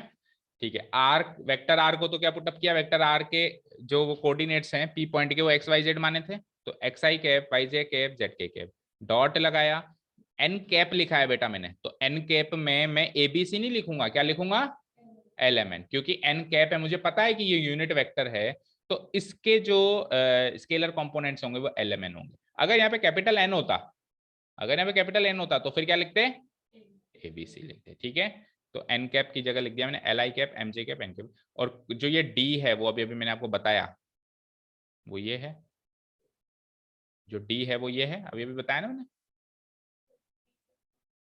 अरे अभी अभी इससे ऊपर क्या लिखा आपने, डी, इससे ऊपर आपने डी कैसे लिखा, ऐसे ही तो लिखा, वो भी समझ नहीं आया। देखो, हमारे पास उस फुट ऑफ द परपेंडिकुलर के कोऑर्डिनेट्स हैं, मैंने कहा डिस्टेंस बताओ, मैंने कहा डिस्टेंस बताओ, डिस्टेंस ही तो है वो डी, डिस्टेंस ही तो है, तो उसका स्क्वायर उसका। अब आप कहोगे सर वो ऑलरेडी सपोज करो यूनिट वेक्टर ही बनता है उन कोऑर्डिनेट से, तो कोई बात नहीं ना, 1 का रूट 1 आ जाएगा ना, और नहीं आएगा तो मान लो वो फुट ऑफ द परपेंडिकुलर वो यूनिट वेक्टर नहीं बनाता है, इनकेस नहीं बनाता है, जैसे 2,3,5 यूनिट वेक्टर नहीं बनाता है, तो यूनिट वेक्टर निकल के आ जाएगा 2 का स्क्वायर 3 का स्क्वायर 5 का स्क्वायर का सम का रूट। और इन केस वो यूनिट वेक्टर बनाता है, जैसे 1/√3 1/√3 1/√3 यूनिट वेक्टर बनाता है, तो फिर उसमें करने की क्या जरूरत है, कर दो ना, फिर भी फिर वो 1 का रूट 1 ही आ जाएगा ना, कोई प्रॉब्लम थोड़ी ना उसमें। ठीक है ना, तो सिस्टम एक याद ही रखें कि डी की वैल्यू कैसे निकालेंगे, वो जो foot of the perpendicular given है उन कोऑर्डिनेट्स के स्क्वायर का सम का रूट। अरे डिस्टेंस फॉर्मूला ही लगाया, और क्या लगाया, 10th में लगाते थे ना, उसमें एक्स और वाई लगता था, इसमें एक्स, किसी भी पॉइंट का ओरिजिन से दूरी कैसे निकालते थे, ऐसे तो निकालते थे। ठीक है, आगे चलते हैं। तो इनका dot product, that means dot product का मतलब स्केलर कंपोनेंट्स का प्रोडक्ट का सम, तो Lx plus M Y plus N Z equal to ये चीज हो गई, और इस चीज को मैं d लिख सकता हूं, so this is the Cartesian form. This is the Cartesian form. lx plus my plus nz equal to root of x square plus y square plus z square.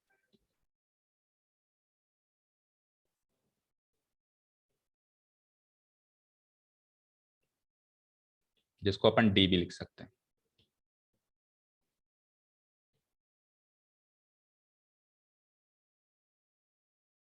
ठीक है, और ये चीज समझ में आई.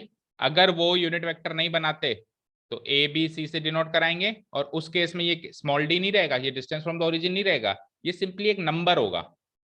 ये सिंपली एक नंबर होगा, स्केलर होगा, उसको कैपिटल डी से डिनोट कराया. और इस केस में डी की वैल्यू कैसे निकालेंगे अपन, जैसे उसमें निकालते थे, capital D upon magnitude of ऐसे. तो वो कैपिटल डी तो अपनी जगह है ही, और मैग्नीट्यूड को आप क्या लिख सकते हो, a square plus b square plus c square.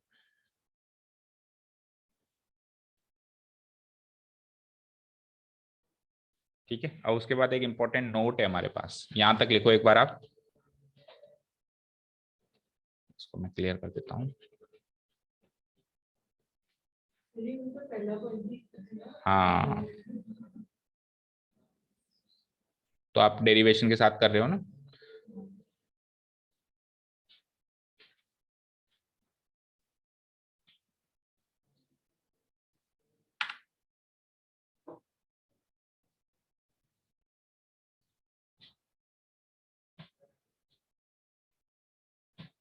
ठीक है, यहाँ पे जो d होगा वो क्या होगा, वेयर d इक्वल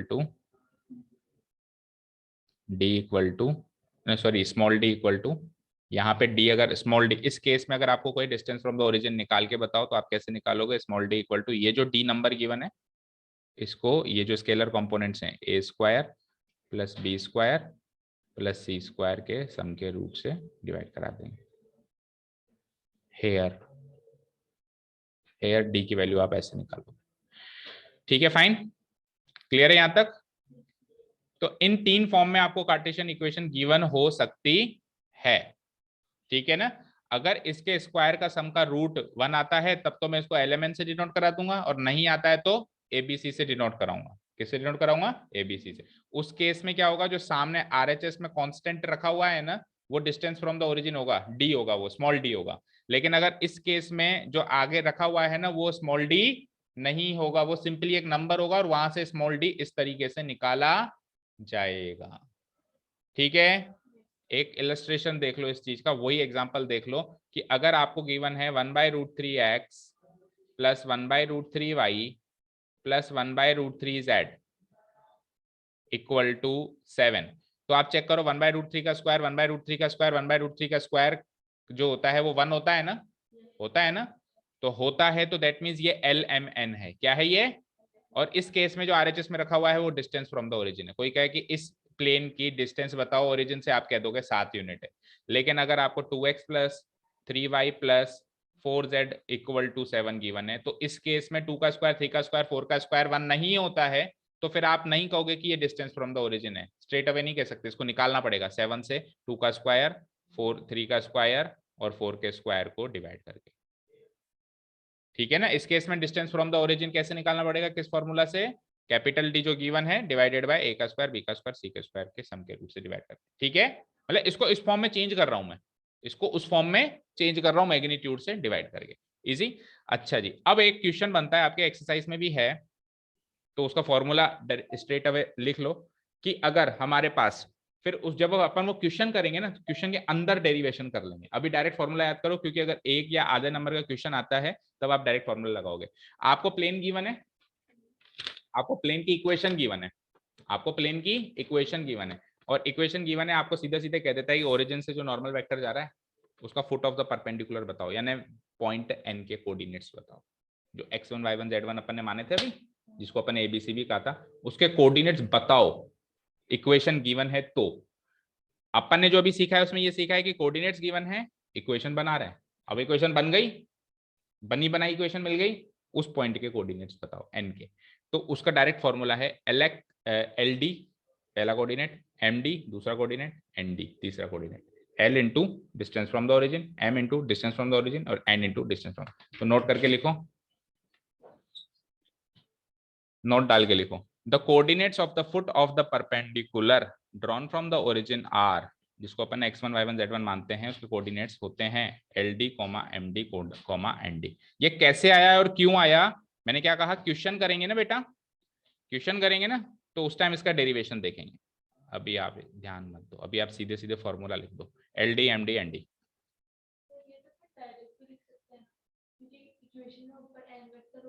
हाँ, अगर वो n वेक्टर होगा, नहीं, इक्वेशन अपने को गिवन है LD, सपोज करो कार्टेशियन फॉर्म में, LX plus MY plus NZ equal to D, तो L into D, M into D, N into D, this will be the foot of the perpendicular.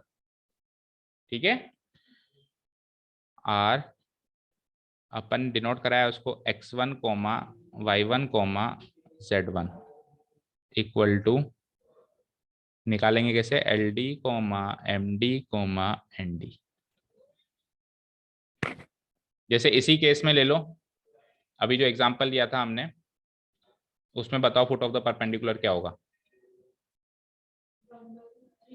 देखो इस case में foot of the perpendicular क्या होगा, LMN है नहीं ये, तो 1/√3 into 7, 7,√3, 7,√3, 7,√3, this will be the foot of the perpendicular के कोऑर्डिनेट। इस केस में आप 2 इंटू 7, 3 इंटू 7, 4 इंटू 7 ना करें, क्योंकि ये LMN नहीं है, ये क्या है, ABC है। तो ABC से पहले LMN निकालेंगे, निकाल के फिर जो इधर बचा, अभी तो इधर 7 है, अभी तो इधर 7, ये तो कैपिटल D है ना, ये तो कैपिटल D है, मैं L इंटू स्मॉल d की बात कर रहा हूं, तो आपको इसको पूरे को मैग्नीट्यूड से डिवाइड करना पड़ेगा, फिर इधर जो बचा वो है स्मॉल d, और इधर जो बचा वो है LMN, फिर मल्टीप्लाई करो आप, ठीक है ना, that will be the foot of the perpendicular.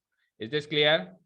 तो अब जाके हमारी इक्वेशन ऑफ ए प्लेन का इंट्रोडक्शन खत्म हुआ है। अब अलग अलग सिचुएशंस गिवन होंगी और हम पता लगाएंगे कि कैसे प्लेन जो है, हाँ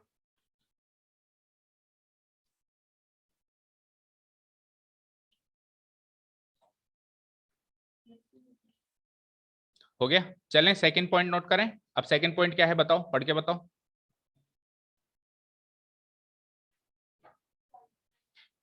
क्या, point lining lying on the plane अपने को गिवन हो, एक पॉइंट गिवन हो अपने को, एक एक्स्ट्रा पॉइंट गिवन हो, तो उससे अपन कैसे इक्वेशन और निकालेंगे, तो हेडिंग डाल दो, equation of a plane when a point lying on the plane is given and normal vector to the plane is also given. A point lying on the plane is given, normal vector from the plane is also given. Heading डाल दी।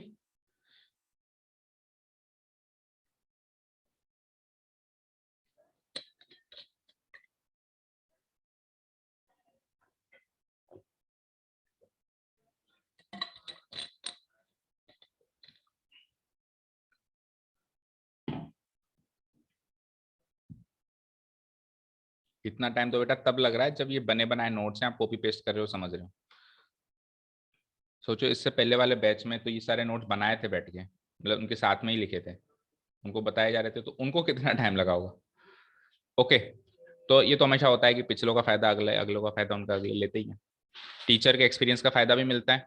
Obviously मैं जो आपको पढ़ा रहा हूँ, एक दो बातें हो सकता है कि मैं अभी नहीं जानता हूँ, अगले बैच में एक दो बातें एक्स्ट्रा ही जानूंगा, वो उनको फायदा होगा।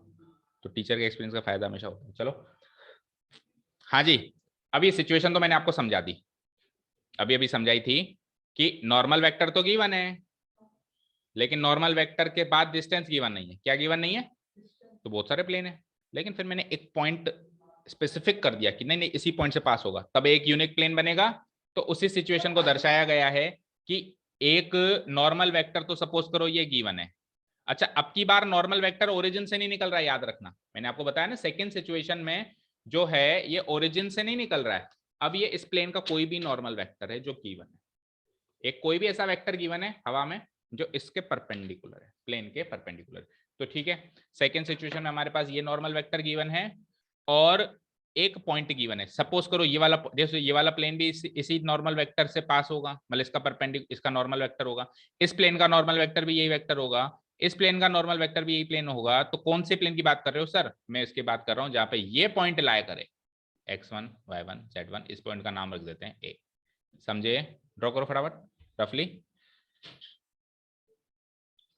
मैं इस पॉइंट की बात कर रहा हूं। अब मैं केवल इस पॉइंट इस वाले प्लेन को उठा लूंगा, उसको और उसको भगा दूंगा, ऊपर नीचे के प्लेन्स को भगा दूंगा। अब मैं केवल ये नीचे बीच वाले वेक्टर की बात प्लेन की बात करूंगा।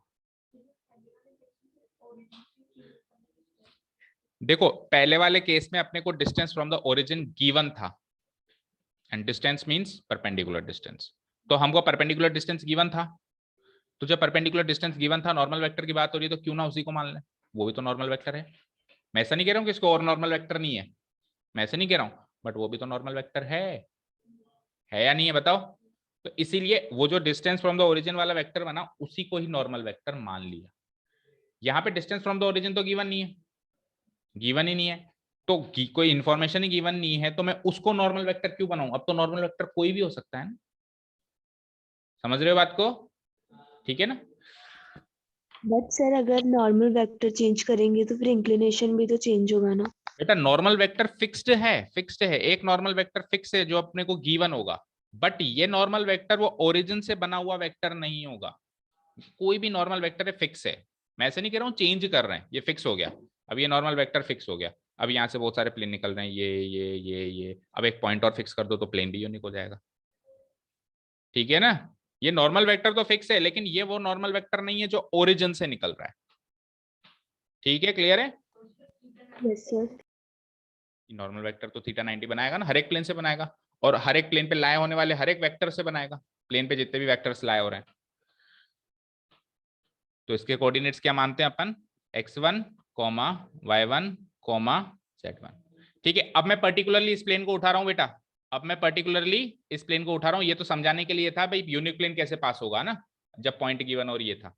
चलो तो अब नेक्स्ट डायग्राम में अपन क्या करेंगे, if we take a normal vector, ये सब लिख लो आप फटाफट से, को स्पीड में लिखो, ये सारी बात जो भी मैंने आपको मुंह जुबानी बताई ना वही सब लिखा हुआ है, मुझे पता है।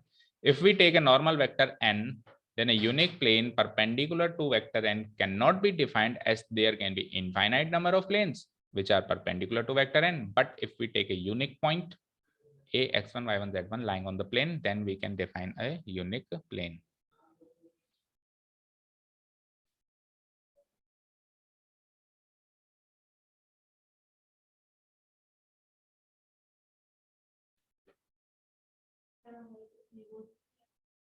आने दो ना, मार्क्स नहीं आएंगे तो कौन सा आपके स्कोर पे फर्क पड़ जाएगा, आने दो। प्री बोर्ड कब से स्टार्ट है, डोंट वरी डोंट वरी।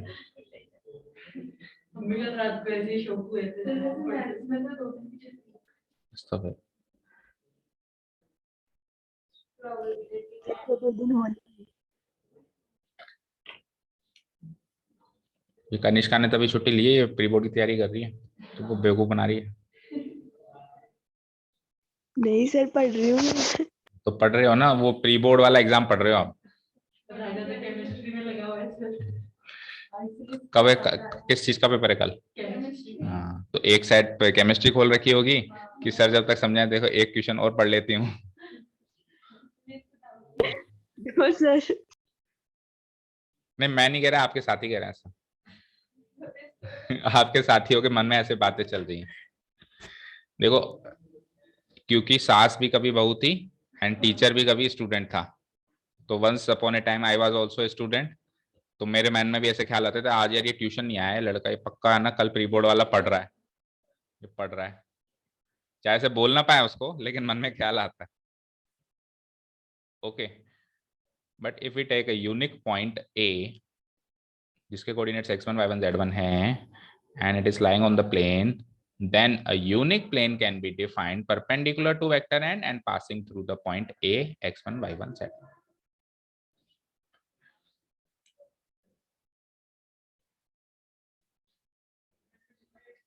इसको थोड़ा सा मैं ऊपर कर देता हूं।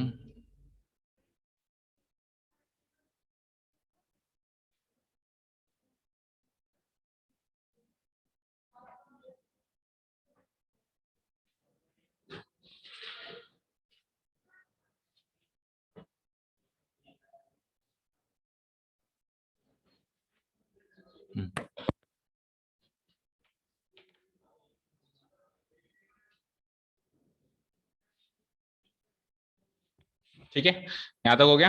अब पर्टिकुलरली उसी प्लेन को उठा लिया मैंने जिसकी अपने को इक्वेशन बनानी है, जिसकी अपने को क्या बनानी है, इक्वेशन बनानी है। चलो एक बार इसको क्लीन करके आपको फिर से समझाते हैं।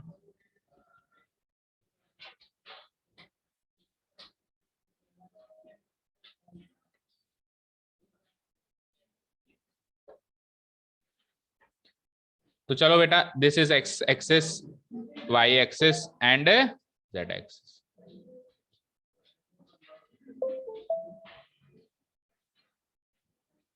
जेड एक्सिस थोड़ी टेढ़ी बनी हुई है, उसको सीधा कर देते हैं।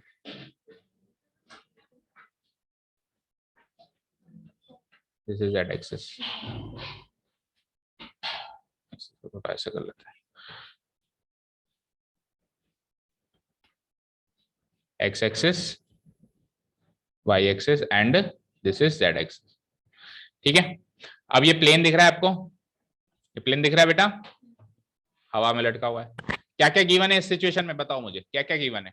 एक तो गिवन है, एक तो गिवन है नॉर्मल वेक्टर, एक तो गिवन है नॉर्मल। तो ये ऊपर जो एक डंडा दिख रहा है आपको, इसको मैं थोड़ा सा ऐसे शो करता हूँ, ये परपेंडिकुलर, ये नॉर्मल वेक्टर है इस प्लेन का। ये क्या है इस प्लेन का, परपेंडिकुलर है इस प्लेन से ये।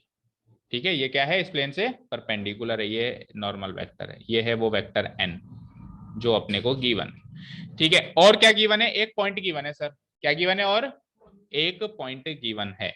तो एक पॉइंट जो है उसको मान लेता हूं मैं, लेटस से देखो ओ ए, फिर पी, ओ पी। तो लेटस से वो पॉइंट में ये मान लूं ए। ठीक है, वो पॉइंट में क्या मान लेता हूं, ये ए वो पॉइंट है जो गिवन है। इसके कोऑर्डिनेट्स क्या है, x1 y1 z1। अच्छा, एक आर्बिट्रेरी पॉइंट भी मानना पड़ेगा, है ना। तो एक आर्बिट्रेरी पॉइंट मान लेता हूं मैं p, ये वाला। ठीक है, तो इस आर्बिट्रेरी पॉइंट के कोऑर्डिनेट्स तो क्या है, एक्स वाई जेड।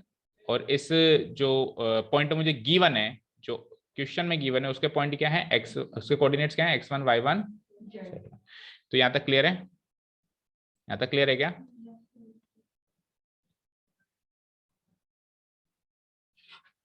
ठीक है, और ये ऑब्वियसली ओरिजिन है, ये ऑब्वियसली ओरिजिन है। ठीक है, अब देखो, जो दो पॉइंट हो गए ना मेरे पास प्लेन पे, कितने पॉइंट हो गए, दो। एक तो हो गया ए और एक हो गया पी। ए तो गिवन है और पी आर्बिट्रेरी पॉइंट है। तो अगर दो पॉइंट है तो दोनों के पोजीशन वेक्टर बना सकते हैं। पोजीशन वेक्टर मतलब ओरिजिन से जो उनके वेक्टर्स बनते हैं वो बना सकते हैं ना। तो ओरिजिन से जो इस पॉइंट का वेक्टर, पोजीशन वेक्टर बना, उसको मार्क कर लो स्मॉल ए। और जो पी का तो युगो युगो से एक ही नाम है, वेक्टर आर। जो आर्बिट्रेरी पॉइंट मानते हैं उसको तो वेक्टर आर ही मानते हैं। ठीक है, और जो पॉइंट मुझे गिवन है उसका पोजीशन वेक्टर मैं मान लेता हूं वेक्टर ए। यहां तो कोई डाउट नहीं है। ठीक है, अब मुझे बताओ जरा, अगर मुझे वेक्टर ओपी निकालना है, क्या निकालना है, तो ट्राइंगल लॉ से क्या बनेगा, वो ओ ए प्लस ए पी। एक सिचुएशन, जैसे दो सिचुएशन वहां करी, तो एक सिचुएशन यहाँ पे ये वाली हो जाएगी। दूसरी सिचुएशन पता है कौन सी होगी, दूसरी सिचुएशन ये होगी कि ये जो नॉर्मल वेक्टर गिवन है ये इस प्लेन के परपेंडिकुलर होगा, होगा क्या। तो प्लेन पे लाए होने वाले हर एक वेक्टर से परपेंडिकुलर होगा। इस फिगर से मुझे देख के बताओ इस प्लेन पे कौन सा वेक्टर लाया कर रहा है, इस प्लेन पर कौन सा वेक्टर लाया कर रहा है। तीन वेक्टर हैं, ओ ए ओपी एपी। इस प्लेन पर कौन सा वेक्टर लाया कर रहा है,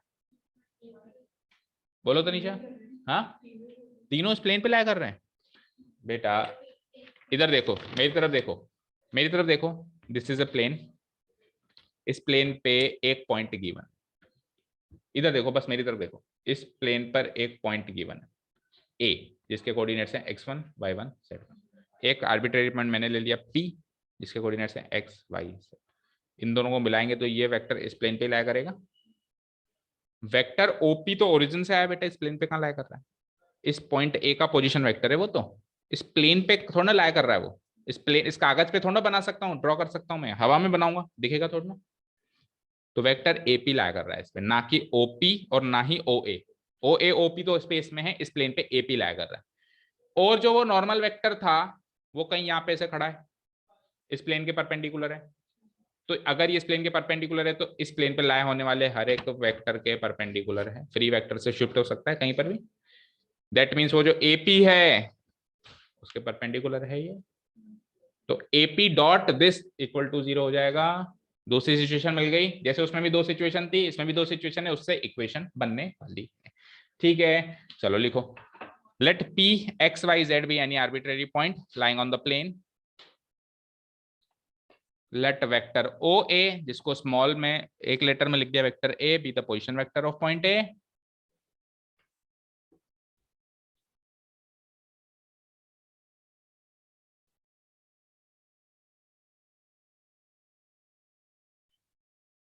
B the position vector of point A. बढ़ते हैं आगे। वेक्टर ओपी को तो वैसे भी आर से डिनोट कराते ही हैं। Vector OP vector R with the position vector of point P.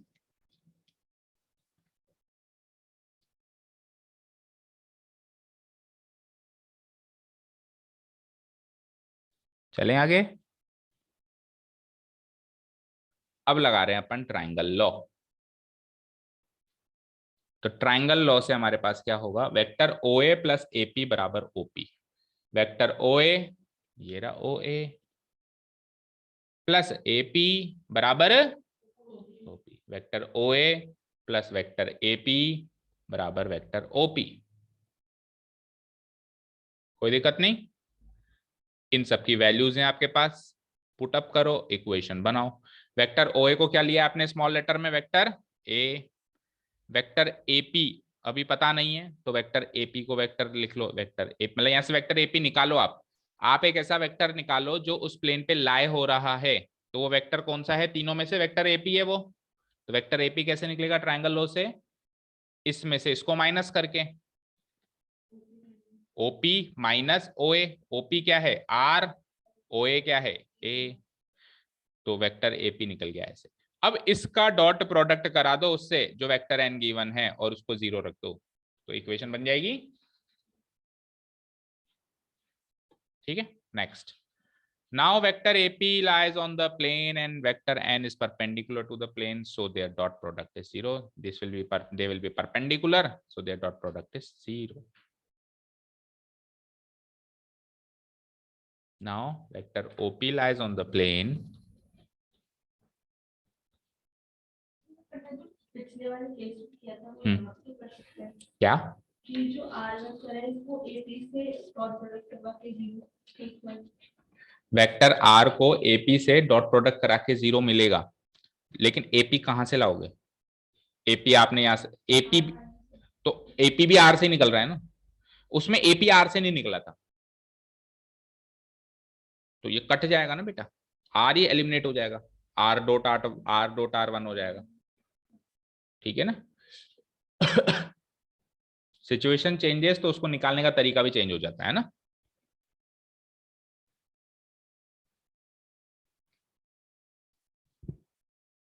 क्या होता था उस जगह पे वो वेक्टर आर था ना, वही नॉर्मल वेक्टर मान रहे थे अपन, नहीं वेक्टर आर को नहीं मान रहे थे, सॉरी, वेक्टर एन को मान रहे थे नॉर्मल वेक्टर। इस बार नॉर्मल वेक्टर ओरिजिन से नहीं निकल रहा, बात ये, इस बार नॉर्मल वेक्टर ओरिजिन से नहीं निकल रहा।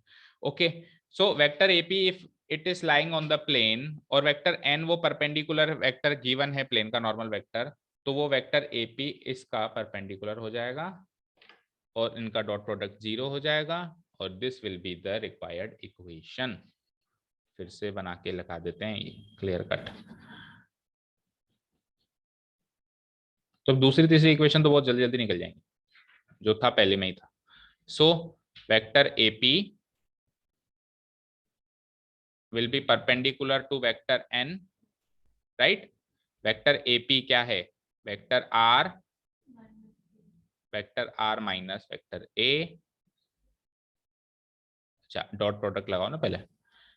सो vector AP is perpendicular and that is vector AP का डॉट प्रोडक्ट वेक्टर एन से हो जाएगा 0।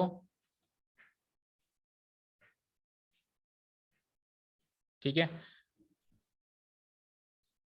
सो we can say what, vector AP क्या है, थोड़ा सा मैं इसको स्पेस दे दूं क्या,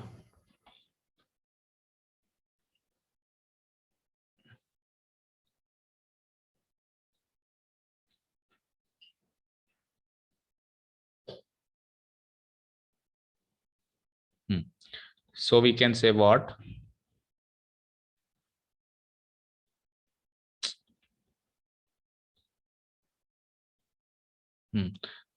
So we can say what? Vector AP कैसे डिफाइन किया आपने बताओ? Vector R minus vector A का डॉट प्रोडक्ट वेक्टर N से equal to 0. This is the required equation of second case.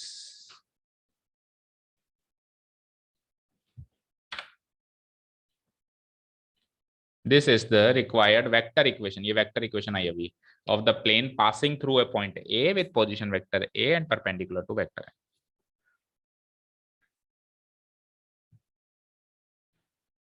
ठीक है, आपको जो भी पॉइंट गिवन हो ना उसको R से माइनस कर दो. आपको जो भी पॉइंट गिवन हो उसको किससे माइनस कर दो? याद करो, लाइन में भी यही करते थे.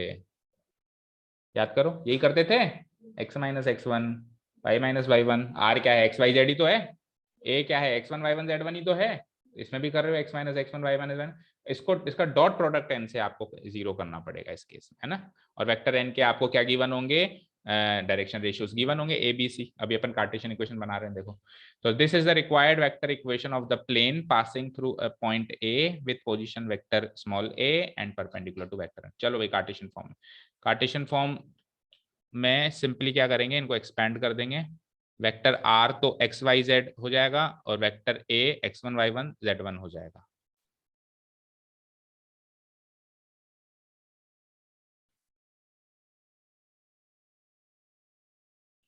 वेक्टर r ये हो गया, वेक्टर a ये हो गया. ठीक है. Let the direction ratios of vector n be. Vector n के डायरेक्शन रेशियोस जो भी होंगे, मतलब वेक्टर n जो भी गिवन होगा उसके डायरेक्शन रेशियोस में मान लेता हूं इक्वेशन बनाने के पर्पज से abc. Let the direction ratios of vector n be abc.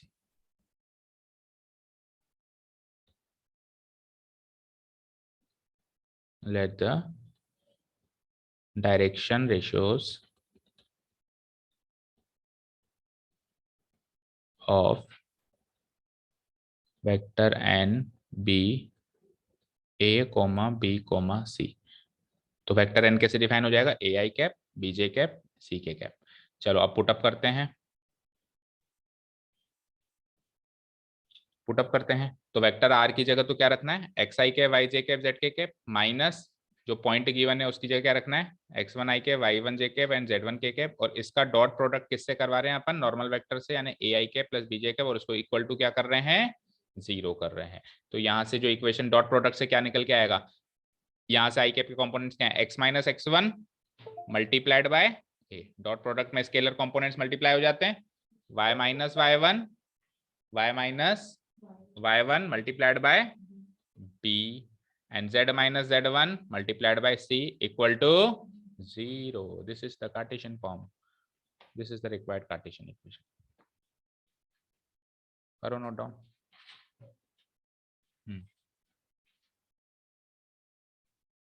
Clear लिख देता हूँ.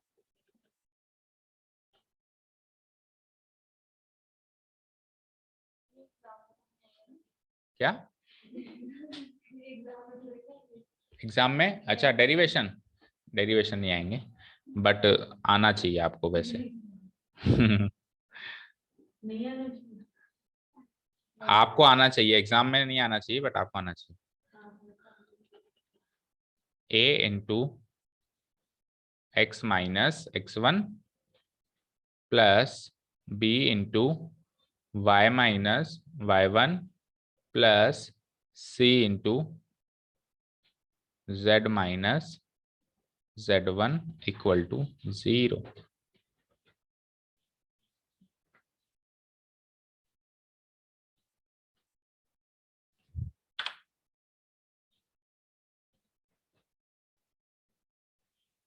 This is the required Cartesian equation.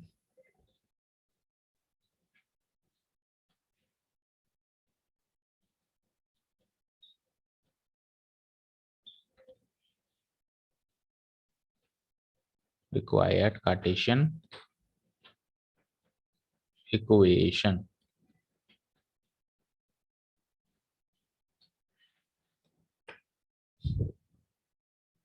ठीक है।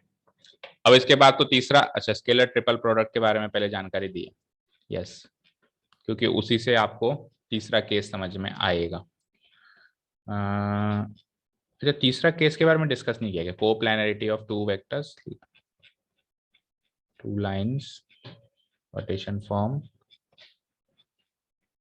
अच्छा, तो पहले इसके बारे में, इससे पहले कुछ नॉलेज की जरूरत होगी। जो तीसरी फॉर्म अपन बनाएंगे ना बेटा, 3 नॉन कॉलिनियर पॉइंट्स, उससे पहले आपको समझना पड़ेगा कि स्केलर ट्रिपल प्रोडक्ट क्या होता है। ये वैसे वेक्टर में सिखाया जाता है, आरबीएससी की बुक में तो ये कॉन्सेप्ट वेक्टर में ही आ जाता है, बट आपके सीबीएसई की बुक में है ही नहीं, एनसीईआरटी की बुक में। तो इसीलिए आपको पहले सिखाया जाएगा, कोप्लानरिटी सिखाई जाएगी, उसके बाद तीसरा केस चलेगा। तो आज के लिए तो काफी है, इसको अपन नेक्स्ट सेशन में ही लेंगे। हाँ, जाते जाते एक चीज कर जाओ, इसमें से मैं आपको एक एग्जांपल देता हूं। आप सपोज करो मैं आपको एक एग्जांपल देता हूं, तो आप इक्वेशन बनाओ। लेटस से मैंने आपको कहा कि एक प्लेन है, उस पर एक पॉइंट लाया कर रहा है 3,4,5, राइट। ठीक है। और जो नॉर्मल वेक्टर है वो गिवन है आपको, vector N equal to 7j cap only plus 5k cap. तो मुझे इसकी इक्वेशन बना के बताओ, कार्टेशियन इक्वेशन बनाओ। चलो, कैसे बनाओगे? एक पॉइंट गिवन है, एक नॉर्मल है, सेकंड केस हो गया। तो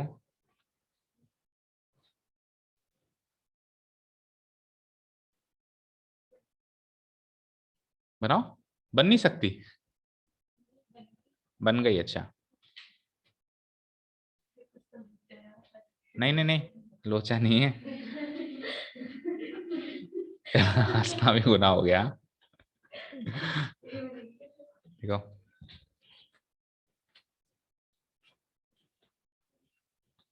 7 × x - 5 × यस, यही बनेगी।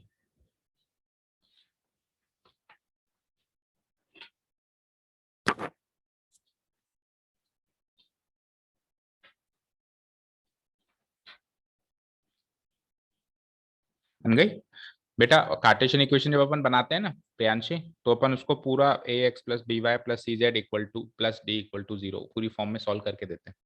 ये भी आपने शुरुआत की है, इसको सॉल्व भी करो।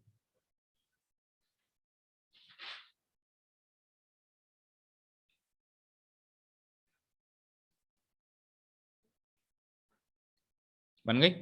देखो, क्या कहा था सर ने, कार्टेशियन बना रहे हो, क्या कहा था सर ने, ए बी सी तो डायरेक्शन रेशियोज होंगे नॉर्मल वेक्टर के। तो नॉर्मल वेक्टर क्या गिवन है आपको, 7i cap plus 5k cap. तो ए बी सी क्या हो जाएगा, ए तो हो जाएगा 7, और जे कैप गिवन नहीं है तो बी हो जाएगा 0, और सी हो जाएगा 5। और ए जो पॉइंट के कोऑर्डिनेट्स हैं वो क्या है आपके, x1 3, y1 4 और z1 5। चलो इक्वेशन बनाओ, a into X minus X one, यानी 7 into X minus X one क्या है 3, प्लस b क्या है 0 into Y minus Y one क्या है 4, प्लस c क्या है 5 into Z minus Z one यानी कि z माइनस जेड वन क्या है 5 इक्वल टू 0।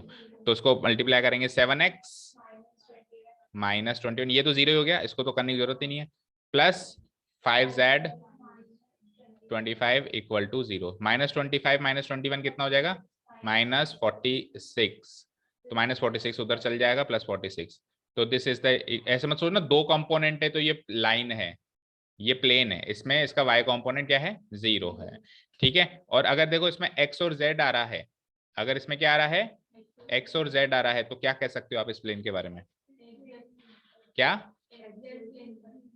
क्या, ये खुद प्लेन है।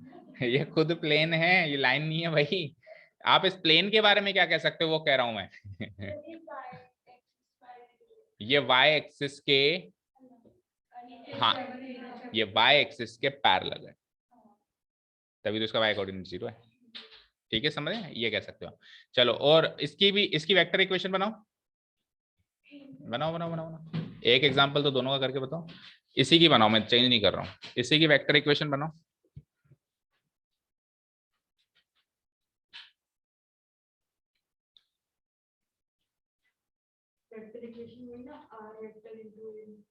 नहीं, इस सेकंड सिचुएशन, हाँ अल्टीमेटली तो कन्वर्ट होके वो ऐसे ही बनेगी, बट शुरुआत कहाँ से करोगे? आपको क्या क्या गिवन है? आपको गिवन है एक पॉइंट, और आपको क्या गिवन है? एक नॉर्मल वेक्टर गिवन है। तो ये दो जब सिचुएशंस गिवन होती है तो आप वेक्टर इक्वेशन स्टार्ट कहाँ से करते हो? ऐसे स्टार्ट करते हो, आर माइनस, हाँ हाँ हाँ हाँ, R minus A dot N equal to 0, इससे स्टार्ट करते हो ना। तो वेक्टर आर क्या गिवन है? वेक्टर आर तो एज इट इज रहेगा, माइनस वेक्टर ए क्या गिवन है? वेक्टर ए क्या होगा? ये पॉइंट का पोजीशन वेक्टर, यानी 3i cap plus 4j cap plus 5k cap, इस पूरे का डॉट प्रोडक्ट करना है किससे? Vector N. वेक्टर एन क्या गिवन है? 7i cap plus 5k cap equal to 0। So this will be the vector equation. अब आप चाहो तो इसमें आई कैप के कंपोनेंट्स एक साथ कर सकते हो चाहो तो, और नहीं तो ऐसे कैसे रहने दो। This is the answer, this is the answer. Vector equation तो ऐसे ही बनेगी। वेक्टर इक्वेशन का मतलब है एक्स वाई जेड नहीं दिखाई दे, आर दिखाई दे, और कार्टेशियन इक्वेशन का मतलब है आर नहीं दिखाई दे, क्या दिखाई दे? X Y Z. क्या कर रहे हो प्रगति? आगे क्यों? वो तो फिर कार्टेशियन बन जाएगी ना।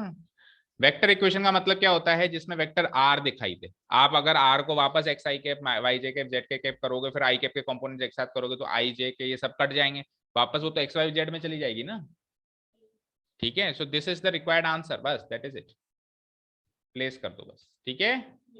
ठीक है, चलो तो आज के लिए काफी है, बाकी नेक्स्ट सेशन में करेंगे। Thank you so much for listening to us, have a nice day, keep learning and bye.